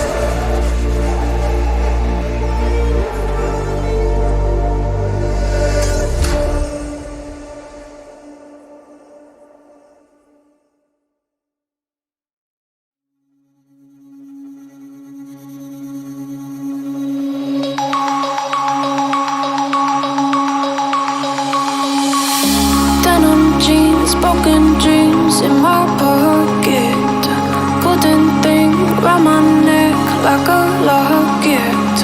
Carve your name in my mind, cause you caught it.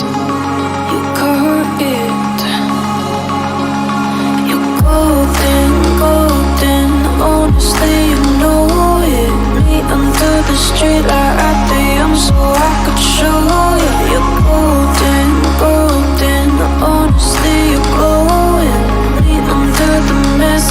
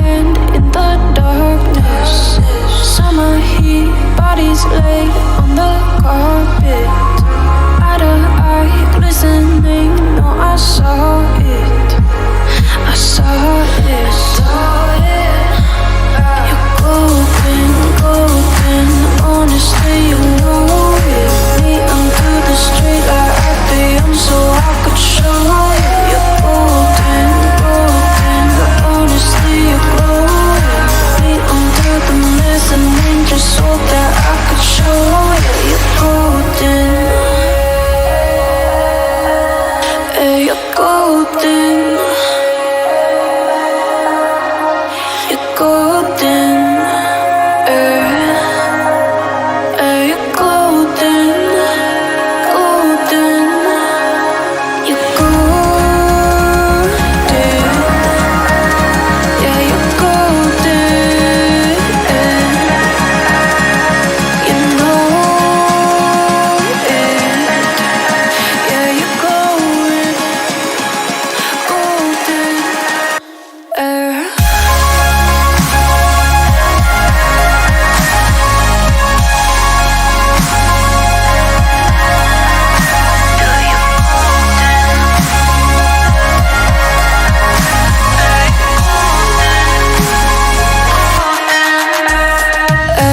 Golden, golden. Honestly, you know it. Me under the street or at the end, so I could show you. Golden, golden. Honestly, you know it. Me under the me under the golden. Hey, you're golden. Golden.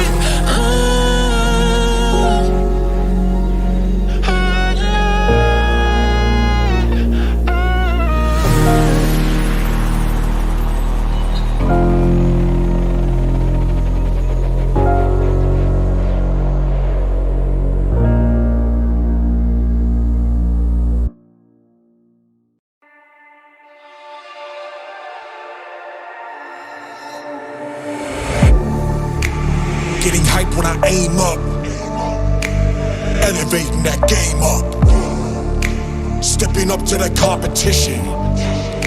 Only first place, yeah, that's how I'm living. I'm with it till they digging up my grave. Eating all the things up on my plate. Game face when I step up in the place. I was born and when I watched me elevate. I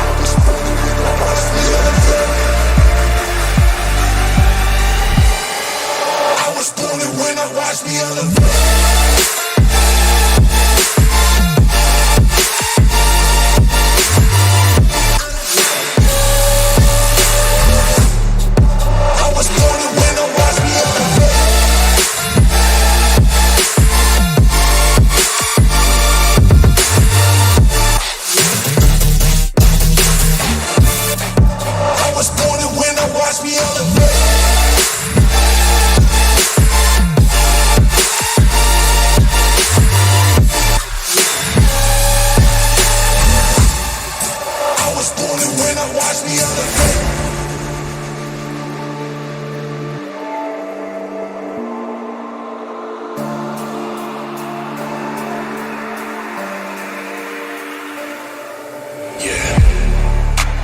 All in when I show up.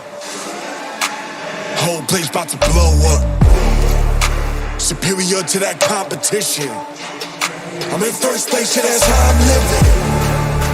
I'm with it till they digging up my grave. Eating all the things up on my plate. Game face when I step up in the place. I was born and when I watched me elevate.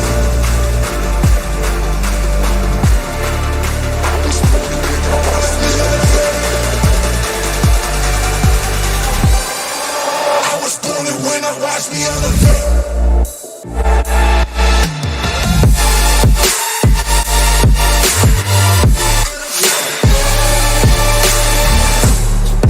I was born and when I watch me elevate.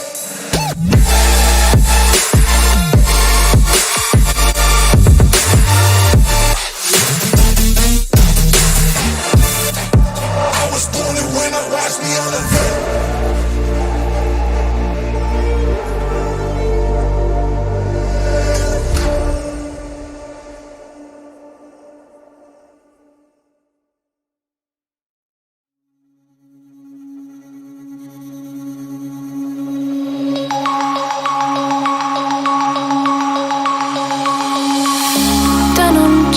Broken dreams in my pocket. Golden thing round my neck like a locket. Carve your name in my mind, cause you caught it. You caught it. You're golden, golden. Honestly, you know it. Me under the street like at the young, so I could show you. You're golden, golden. Honestly, you're glowing.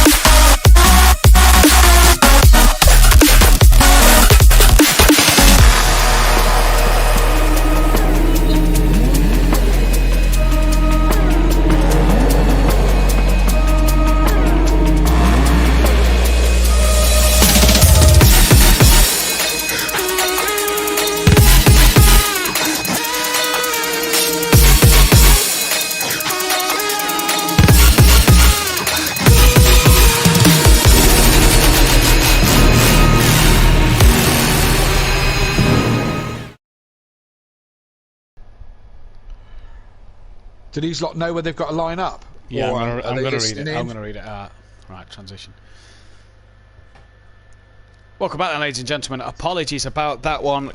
Just being very buggy is the game tonight. Either that or the PlayStation Network. Not sure what is happening. We haven't got Monkey Boy. He's going to try and get in. Hopefully he can get in a race. The grid order then will be like this one. It will be Peaceful Explosion on pole from Mazda, BT Targa 3rd, Little Leech 4th, Sooty Apex 5th, Xmart 6th, Monkey Boy was 7th. Now if Monkey Boy can't start 7th, that will promote Fury. Disco McDisco Face will then line up behind him, Andy behind Disco, Unorthodox behind Andy, Big Boy Brazier behind Unorthodox, and Gary at the very back. So we'll hopefully see if Monkey Boy can get in. We are waiting for these drivers to ready up. We've got one formation lap. The drivers will be on their best to try and get through this pack. We apologise for the struggles we've had tonight. Doesn't look like we've been able to get Monkey Boy in. So yeah, I that's will, a shame. Yeah, it is a shame. I will read through the grid order as we go. So it will be Peaceful Explosion on pole, followed by Mazda in 2nd place. So if it looks a bit out of place to start with, we apologise. Obviously, we're trying to get them in grid order to then do a formation lap. So Peaceful on pole, Mazda then should be in 2nd. Yeah, it looks like he's pushing through. Yeah, so Mazda ahead of BT Targa in then 3rd place. Behind BT Targa is Little Leech. Behind Little Leech is Sooty Apex. Then it should be Xmart. After Xmart it should be Monkey Boy. Instead we've got Fury now. Then it should be Disco, and then Andy, and then Dan, and then Jamie, and then Gary. We're in the correct order. Hey. So Peaceful then is in charge of when to go at the line. So no Monkey Boy tonight. But what we'll do is I think if we speak with the admins after, I think we should be able to give him 13th place to score some points at least, as it wasn't his that'd fault. Be fair, yeah, just had a whole load of problems across the board, really. Lots of disconnections, problems getting us back in. Maybe my own problems here with a very random power cut. So, which didn't help matters, because that means I was the person doing the cameras. So I apologise for people who only had 8 minutes of Sooty Apex's qualifying. But yeah, we do apologise. But these things are out of our control, unfortunately. Hey, at least we've brought the race to you instead of it being red flagged after 2 laps. We could have done that and half the points, but we've brought you the race. We thought we'd still bring you the race. We could have half the... F1 controversy. Yeah. Yes, absolutely. Yeah. Absolutely. Yeah, Peaceful could have took a win and half the points, and we could have gone off of qualifying, but we've chose to bring you the race. We have flown the green flag, and we will carry on. Peaceful then coming towards Sector 2. Now, what this does do is this saves a little bit of fuel for the boys. It also gives them a bit of time to get the tyres to just drop a bit cooler, so they're not maybe going to be as warm going into the start of this race, Kelly. Yes, indeed, you're quite right. Sorry, I yawned just as you said my name. Sorry about that. I do apologise. It's getting late. It is. It is indeed. So, yes, as you say, it might just cool the tyres off a little bit. Rolling start, obviously they're not a similar sort of chaos as a standing start. But hey, variety, it's the spice of life. It is. We're coming up to the final couple of corners now. This, obviously, the controversy corner of where Jamie and Dan had a coming together, let's say the least. I'm sure that one is going to be looked at by the stewards later on this evening then, as Peaceful is coming towards the final corner now. He controls the pace, he decides when to go. They're already together. Peaceful can go at the line if he wanted to. He can go the minute he leaves the corner. He can go whenever. I think he's going to wait for Gary to get round. No, he's already gone, so he's already decided to drop the hammer and go. The race starts at the green at the start line, and we are underway, and Peaceful then leads the way from Mazda. BT Targa right on the back of Mazda, and BT Targa got the jump on Mazda going into turn 1 last time round. He's looking to do the same thing again here, and here comes BT. Up the inside goes Sooty on Little Leech, and Mazda holds on from BT Targa, or does he, as BT fights back to go up the inside at the left-hander, and that looks like BT's going to have that one done. So good stuff from BT and Mazda. Nice, clean, hard, fair racing.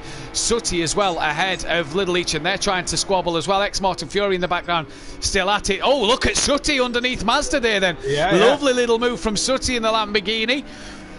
push Maz right out to dry there on that double right-hander, and this is giving Peaceful a second and a half. He's only half a lap round, and all scrapping going on behind him as they jostle from. Look at that lot going through that corner. Wasn't that cool? It was cool. Line of stern as they all come through and down the back straight for the first time. So some good racing going on already. Disco in the mix here. And what's happened to Jamie? Jamie's 10 seconds off the leader here. Look, he's well in the background there. So what's happened there? Andy's dropped behind Dan and Gary as well. Yeah, Dan is a bit slow and a bit off the back of these ones. Andy as well. So didn't see quite what's happened in the background. Maybe something's happened in the background. As you say, Jamie's a long way back with all the work to do now. 10 seconds back, but he's got pace. So let's see what he can do from there. This man leading, we've cursed him many times in the past, so let's move on. Let's move on. Mazda then hunting, he's back ahead. Oh, look behind. Yeah, he's back ahead of Sooty Apex. I was just about to say, Fury's got ahead of Sooty and Disco. Oh, and Sooty drives into the back of Fury there, and Dan has to avoid the back of Sooty's car going round. And well, I have to say, Sooty, day late and a dollar short. From where we saw it anyway. Yeah. I've come to. He's going straight into the pits. I don't know if that's a bit too early. Is it? Yeah, not? that is a lap early. He's going out the pits. I think he's realised that is a lap early. Although it's lap 2, the pit window opens on lap 3 effectively now because it's a 16-lap race according to the timing screen. So I think Sooty realised that one and bailed out of it before he pitted a lap too early. Mazda then has Disco on the back of him. Dan now on the back of Exmont as he's got past Fury and Sooty there after. Fury really making a bit of a silly move on Fury there. The gap was shut and he just kind of just drove into the back of him.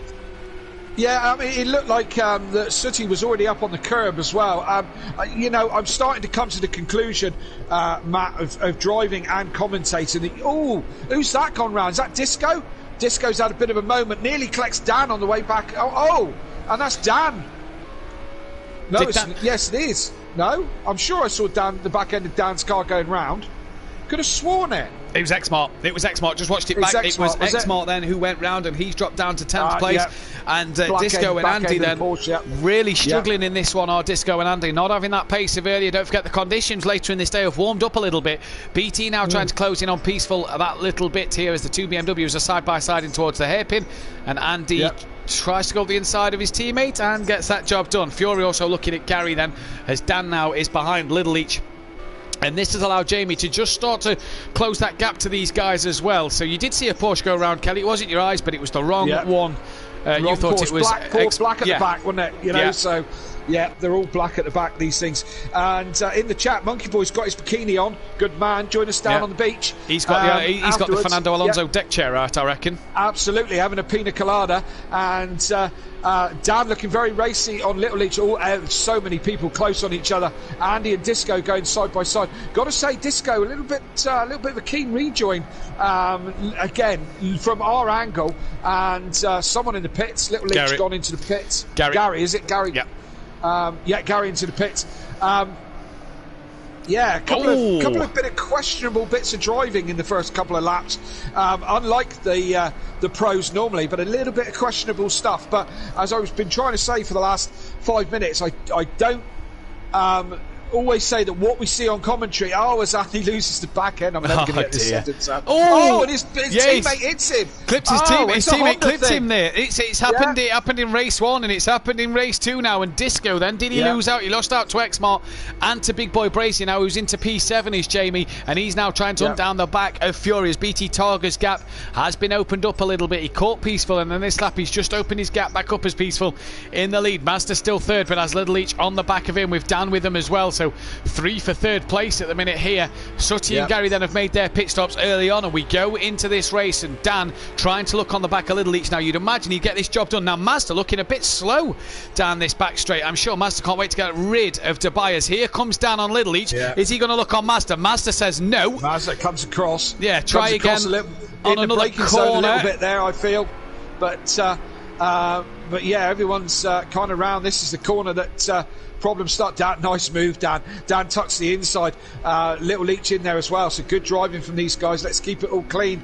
boys, we've had enough of the Pro-Am impressions for a minute. Thank you. Dan running a little wide there on the exit that corner as Master went back up his inside then, and Master, I'm sure, will want to stay in front of Dan for as long as he can and let Little Each try and battle the back of him, as well as Fury get on the back. And we've lost Jamie then. Dan's up the inside. Yeah, Dan is up the inside. Good move from good move from Dan. Then Little Each and Master, a bit of door rubbing together there. Now Jamie then, what we will allow is Jamie to score 12th place points here due to the fact that we are having so many problems. So Jamie will score 12th place points. If we do end up getting a bit of a mass disconnection, then what will happen is we will postpone this event, provided we don't get 3/4 distance. But Jamie will score for 12th place. On my screen it says that Jamie is retired, not disconnected. No, it doesn't on my Fury. screen. Look at Fury coming down the inside here, Matt. You're trying to make that stick. Is he going to make it stick? Master's gone all the way around the outside. Got the inside for the next one. So Master's still in there. As these guys, Dan's off and away from these guys, but these guys still battling. This is the best. Oh, Little Each! Oh, Craig! Oh, that's going to be huge damage on that Renault, you feel there. Then, and Master still having to battle this for 4th, 5th. Now Little Each has got some damage on the front of that Renault. Master looked a bit slow there. Did he have a wobble coming through the corner? Yeah. BT Targa, though, trying to still gain on the back of Peaceful. That gap pretty much stays as it is. As I have a message off for Jamie. Master, stop. Oh, Master has stopped now. What's all that about? Stop. Master? He just stopped. Having a chat with the stewards there, with the marshals. Yeah, signing a few autographs, I reckon. Yeah. What did we hear from Jamie? Anything we can repeat? No. No. Okay. No. Good. Right. Right, as they've all seemed to settle down a little bit. That was a little bit wacky races for the first, for the start of that one, to be fair. Mazda still stopped. Oh, we've lost Mazda now as well. He's disconnected as well. But so he what's going on stopped, here? so I'm not sure what's happened there with Mazda. He stopped. I don't think that's a strange disconnection. Mazda has stopped there. So I'm not Again, my race feed says Mazda's retired. There's nobody in the garages on my end. Yeah. And I imagine on your track map you'll have 2 dots sat in the garages, will you? No, got no dots sat in the garage. So yeah, Mazda and Jamie disconnected on my end. It's disconnected then, yeah. So it adds 10 runners then for the next 11 laps as Unorthodox comes into the pits at the end of lap 5. Mazda then will take Mazda will take P11 points. We are giving points away even though they didn't get 3/4 distance. Dan in the pits at the end of lap 5. Andy in the pits and a penalty. Yeah, as is Little Each in the pits as well. Yep, see all the pit crew this evening are doing their best ABBA impressions because ABBA's have announced that they're going to be a hologram concert they're going to do this year. So you can see they're helping out in the pit lane this evening with the pit stops. You can see, look. Yeah, very interesting as well. Nice. Isn't it? Very nice, yeah. Yep. And BT still trying to hunt down Peaceful at the moment. Yeah, and he's made some inroads on Peaceful as well as BT Targa now. So this is an interesting one to see and an interesting one to keep our eyes on as we go through the evening then. Yes, indeed. As I said, settle down now. It was all a bit pro-am to start with. A little bit of corner cutting and chaos a little bit. I think maybe these guys all a little bit like coiled springs, been pent up after the long wait before we had to get to this race. But 10 runners still in it. We've still got a race on our hands and still got 10 laps to go with Peaceful doing a cracking job out front, just keeping it all together as BT goes a bit deep on that corner, loses the car a little bit, goes a little bit deep, but he's still on the hunt, but not really breaking that 1 second now to Peaceful, is he? No, he sort of let that gap go back out to 1.1, 1.2 as it was before he started gaining in a bit of time. Did BT Targa 3/10 quicker on the last lap, but you feel that Peaceful's just gained a bit more on this lap. The top three, 2 Mercedes and 1 Porsche. So it's interesting to note that the Merc's having a decent race here, and Fury after his collision with Sutty early on still yet to pit. Lap 6 of 16 here, so 10 to go. Obviously 15 lap race. The first lap was a warm-up lap and Fury's going to dive into the pits now. Can he get it stopped in time, unlike last time? That's looking better. Yep, he got it properly slowed down. Yep. He wasn't going to make that mistake, that's for certain. The internet went on Jamie, that's why Jamie disconnected. Right. Okay. Yeah. Not Mazda, not quite sure what happened to him though. Yeah, no. But, yeah. I'm sure we'll find out in time. Yeah, Fury with Yeah, they're holding him. It's a long stop, long-ish stop. Yeah, longish, He's but I away think now. he's going to get out ahead of Dan here. Dan's got Gary close company at the back as well. Oh, I say close, close-ish. Dan coming down the start straight. I reckon Fury should be out in front. Well, we noticed last night, Kelly, you had to be round that final corner to have a good chance. No, he's past him. Ignore me. Past him. Yeah, ignore me. You said exactly the same when I passed Maze Gamer that I wasn't going to make it, and I did. Yeah, but you was more round it's the a hard corner one to than what judge. Dan looked. You know what I mean? Yeah. Gary got him as well, actually. Gary got Fury as well. So. Oh, well, there we go then. Gary ahead of Fury, yeah. and Gary, after that early stop, the undercut working for him. Sutty down in 9th, Little Each 10th. And, yeah, not the night we'd expected it. And apologies for the lack of drivers. Apologies for the stream tonight. It's PlayStation or Project Cars, whichever, has decided to be a bit chaotic tonight. And, yeah, not the best one to see then, as Peaceful Explosion still leads this race. 1.6 now is his gap. Yes, indeed. You know, I think I'll keep my talking point for next week, you know. I would, yeah. Yeah, because tonight's been chaos, and we're halfway through this race already, nearly. So, yeah, I'll leave it. Someone in the background spun. Who's that? Andy, by the looks of it. Andy having a little bit of a spin as well. It's not going to plan for these... I can't remember what their team's called. Slingshot Motorsport. Slingshot Motorsport. It's not going so well for him in this second race, is it? No, it didn't. It's not at all. No. Yeah, really not going the way that they'd want. And this race 2 not turning out the way race 1 they'd have wanted race 1 to turn out. But either way, at the minute. So we're all giving points out to Monkey Boy for P13, Jamie for P12, and Mazda for P11 due to the fact that, look, the network's been a bit bizarre today. Fury's got past Gary now. Gary's got his wipers on, but there's no rain in Dubai, Gary, so you could turn them very ones rarely. off. Yeah, very rarely rains in Dubai. It's not one of them tracks where you go, if it rains, it pours. Maybe he got a little bit of bird turd on his screen or something, you know? Yeah, But, possibly. Yeah, we really need to stop the pit girls doing that. Either way, BT Talk has now dropped to over 2 seconds behind Peaceful Explosion. So Peaceful doing a good job at the minute. 28 seconds ahead of Dan as well is Peaceful Explosion. So is that a pit stop length? We'll have to wait and see. I think it's about 24 with a good pit stop, isn't it? I think. Yeah, 20. I think it's like 25 to 30 normally, isn't it? Yeah, depending on how well your pit stop goes. Yeah.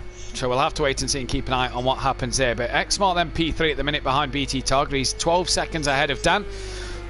Oh, it's like history repeating, isn't it? 2 Prolapse cars on the podium. Yeah, second and third. Who'd have thought it? But BT, X-Smart and Peaceful have all got to make their pit stops, and they will be the last guys to make their pit stops. So we will have to wait to see what happens there. In the moment, to be fair. Oh yeah, you've got to. You've got to at times. But we will have to wait to see what happens there then, as Peaceful leads away by 2.1 from BT, then X-Smart 16 seconds behind, and yeah, a bit of a steadier race too. Yeah, absolutely. But a steadier race too. Now we've got through the but was problems that we started with. I wonder, you know, sometimes when the game glitches a little bit, it can cause tyre problems and your tyres start to be funny. I wonder if we're having that, and that's why we're seeing the BMW sort of not do as well. You know what I mean? Yeah, maybe. Anybody who plays this game on a regular basis knows that an X-Smart taking his pit stop knows that you can... The track and the car can be one thing 1 minute and then something completely different in the next session, as it were. You know, so you can do all your practice with all your bits set up, and then you go to the race and the car feels slightly different or the track feels slightly different. It can change from session to session. Do you know what I mean? So yeah, it's likely that the BMWs are just not performing like they did earlier. You know, it's highly possible. Yeah, we'll have to wait and see what happens later in this race and as the race goes on. But it's interesting to note then that Peaceful has again extended his gap over BT Targa, so lapping well. Dan's catching Peaceful though, so that's another one to note. 28 seconds though, still the gap roughly. I wonder if it's worth Peaceful getting in now. He's got a pit at the end of lap 14 because of the fact we had that we basically started the race on lap 2. End of lap 14 is the pit window for Peaceful to get in and out. But I mean, look at that gap to BT Targa now. It's 3.6 seconds, so Peaceful doing really well. Yeah. Keep it together, Peaceful, and that's a pretty car, isn't it? That's a lovely car. I feel that's the kind of car that I could drive. Absolutely reckon? beautiful. Yeah, You reckon? Yeah. I use the term "could drive" quite loosely, you know. But yeah, lovely car. And this not such a pretty car, but much very more handy. suits my style. Yeah. Very, very handy little car, that one. Gary Like that one. chasing down Fury, and I think Gary's going to fight a losing battle here tonight. We're not going to do race interviews after this one due to the fact that the stream is going to run a little longer than normal. But yeah, it's close to everyone's bedtime. A lot of these guys are up way too late for a school night. yes, indeed. Gary then hunting down Fury, which I think he's fighting a losing battle. But 9 seconds in front of Disco, so can he hold on to that one for the end of this race? It'll be a good finish for Gary if he can do. For Disco and Andy then, not the race they'd have hoped for after a good race 1 result, but nevertheless it's still points in the bag and points for P6 and 9 at the minute. But Andy's got to make sure he finishes 10 seconds in front of Little each first. Yes, indeed. And Disco, where is he? 6th place. So yeah, not having the same kind of race. It's not a night to remember. That was another one there. You knew that one, didn't you? I knew that one. Yeah. Him and Andy not having the same kind of success. Their young hearts aren't running free on this one. You got that one? No, young hearts run free. Candy Stanton, don't matter. Okay. Yeah. Honestly, I feel like I'm wasted. I feel like I'm wasted, Haley. You're quite right. You know, if you play half these songs, I'd probably understand. If you play half these songs, I'd probably understand them from my dad. But yeah, I probably do. But his dad. Dan then is 27 seconds behind Peaceful. That gap's just gone back up. It was into the 26ers. Peaceful managing to stretch his gap in the lead at the moment from Dan. Gary really trying to stick to the back of Fury, but not with any success at the minute. That gap again just dropping under 27 seconds from Peaceful and Dan. And I reckon this is just going to sort of chop and change as Dan comes through the corners to Peaceful and Peaceful's on the straights. And look, Dan through the corners now. The gap's back up into the 27 seconds. And actually, it's not. It stayed in the 26s. So Dan doing very well at the moment. When will we see Peaceful come into the pits? Now, because his little white dot on the map, the blue triangle now. Slow it down. Oh, he did. He did. Yeah, he did. Wow. I thought he wasn't slowing that down, Matt. No, I didn't either, to be fair. That is everybody that's pitted now. This is the last 2 pit stops of this race. So the first white dot that you see on your track is Unorthodox coming round the long left-hander now. How good is Peaceful's pit stop?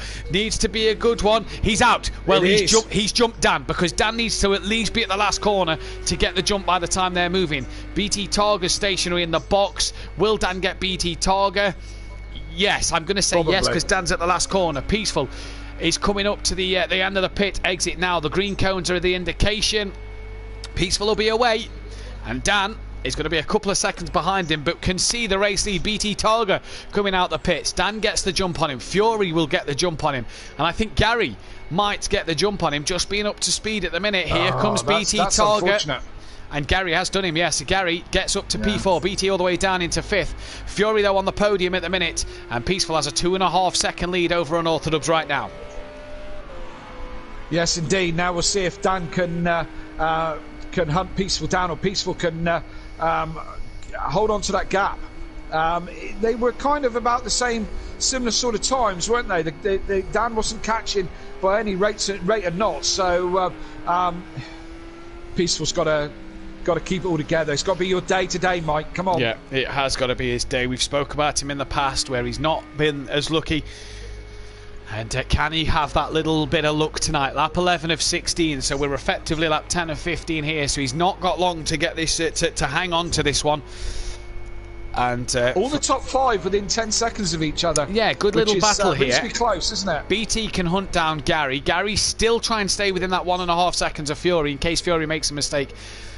But I think it's about this man at the minute. How can he cope with the pressure? Dan is taking him now. Half a second out of him. Fury looking good for a first podium back in the Pro. Did he take a podium last week? I'm not so sure that he did, you know.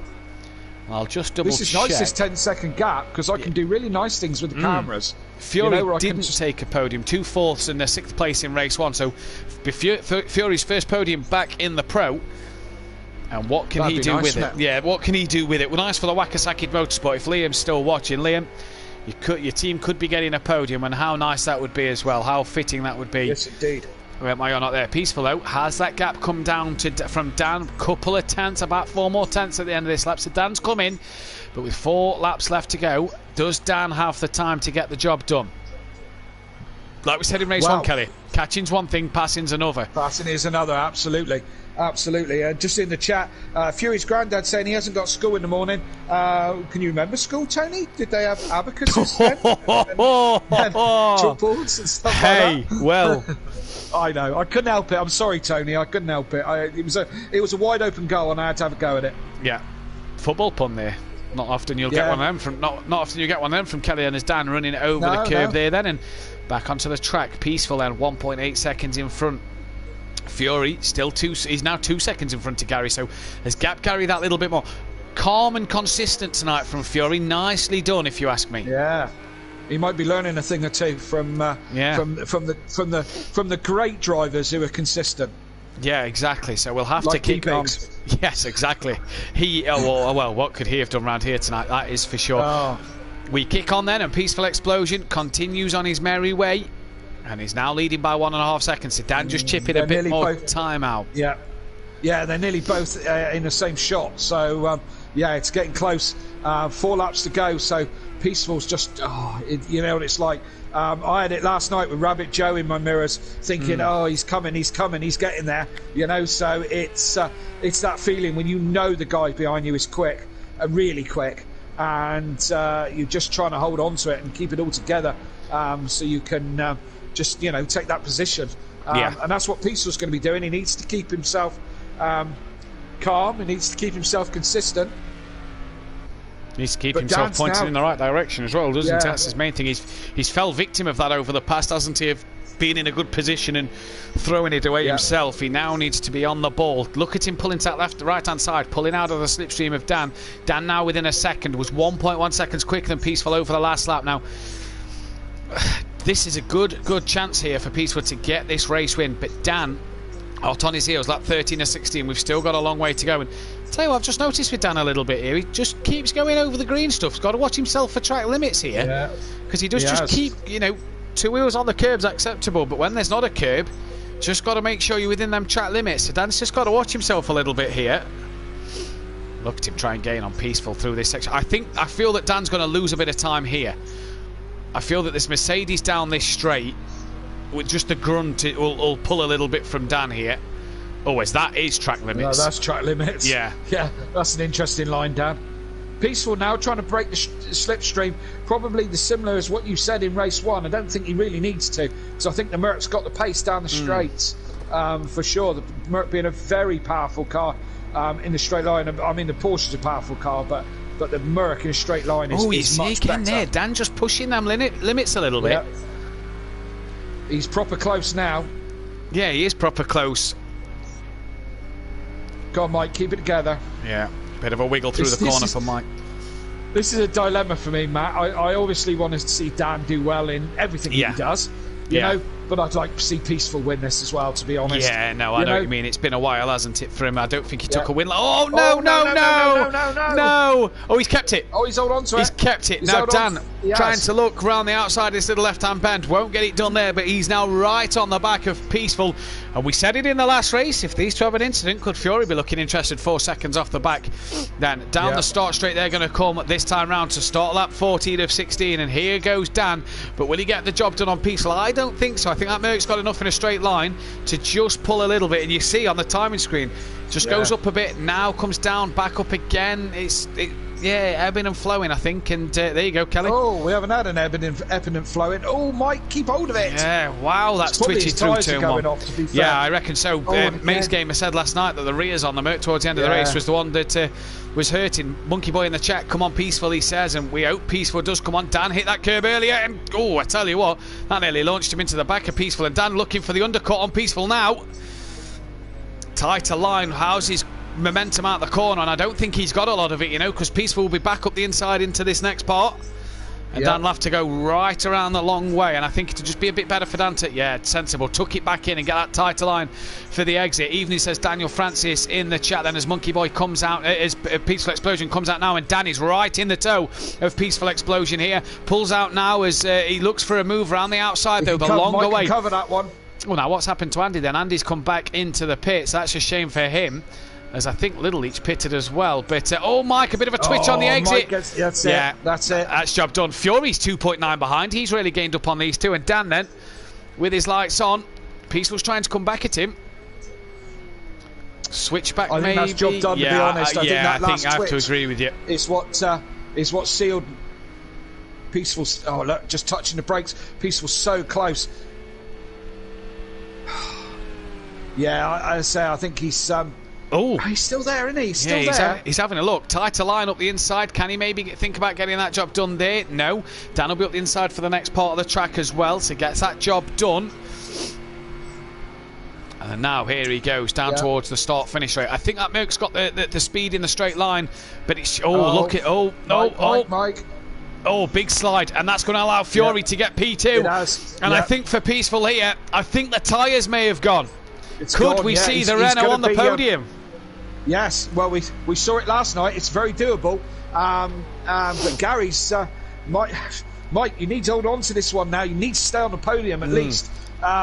Dan's through and clear. Fury's through. That's two ex-teammates and both Prolapse drivers, 1 and 2 at the moment.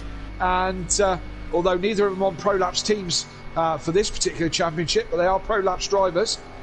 Mind you, near enough everybody is, one way or another. Yeah, they are pretty much. 2X teams from Season 2 in the Ferrari and in the... and in the Porsche, Kieran's no longer on the spreadsheet. Well, I don't know why. He's got the results to fill in of race 2. Kieran, get on it.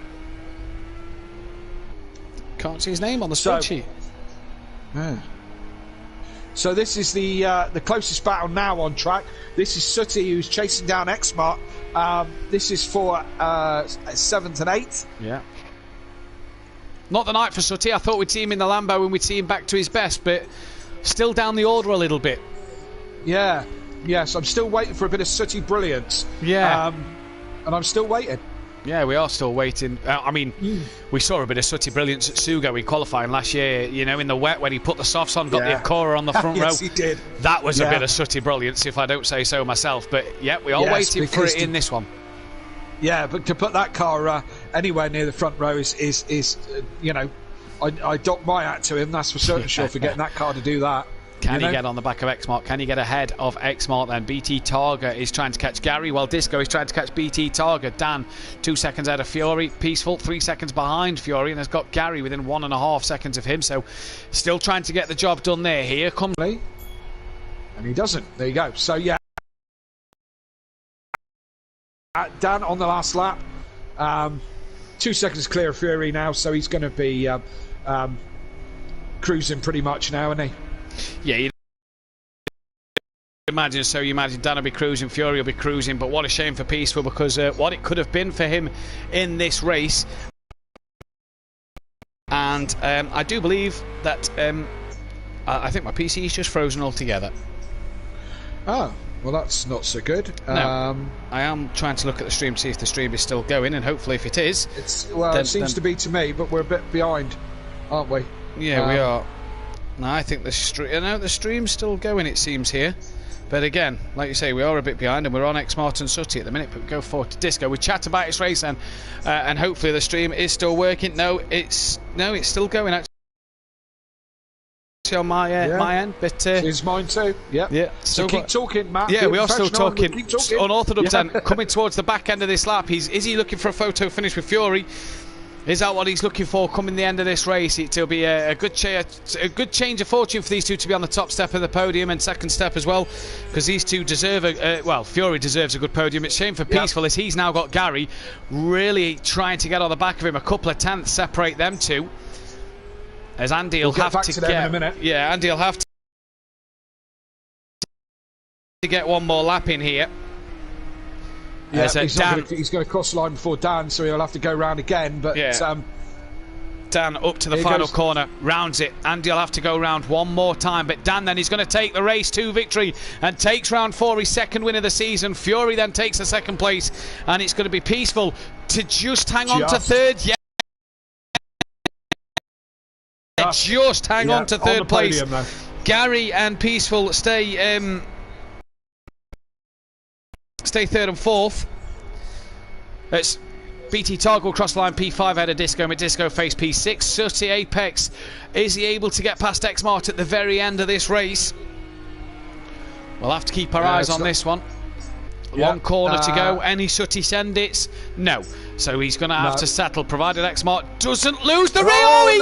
X-Mart lose it right in the last corner. Can you couldn't write that. Mart. You couldn't write that, Kelly, could you? Do you know Sooty what? then will take P7. X-Mart will take P8. I was thinking, I hope he doesn't drop it on the last corner, but I wasn't going to say it because I thought it might commentate his curse. Yeah, Craig, another one with his lights on. Not his lights, his wipers on. Yeah, the two Renaults. It's a Renault thing. Yeah, it's rains a lot in France. Yeah. Well, Little Each then coming through to not take a great result here in 9th place. I mean, he's had 2 poor races in terms of a 12th and a 13th. A 5th at Brands Hatch was his best last week, and a 9th now isn't something that's going to tickle his fancy. And we just wait for Andy to come round. He's just coming up to the second sector. Disco face leaves the session, but I mean, race is completed, so he did finish. Yeah. So Sooty finishes 7th. Fiore finished P2. BT Targa finished P5. X-Mart was P9. Little Each P10. Sorry, P9. P8 for X-Mart, wasn't it? P7 for Sooty. Dan P1. Disco was behind BT, wasn't he? He was P6. Yes. P3 for Peaceful Explosion. P4 for Gary, and for Andy, P10. So that is as it is. Fastest lap of the race goes to Unorthodox. Driver of the day. Driver of the day, quickly.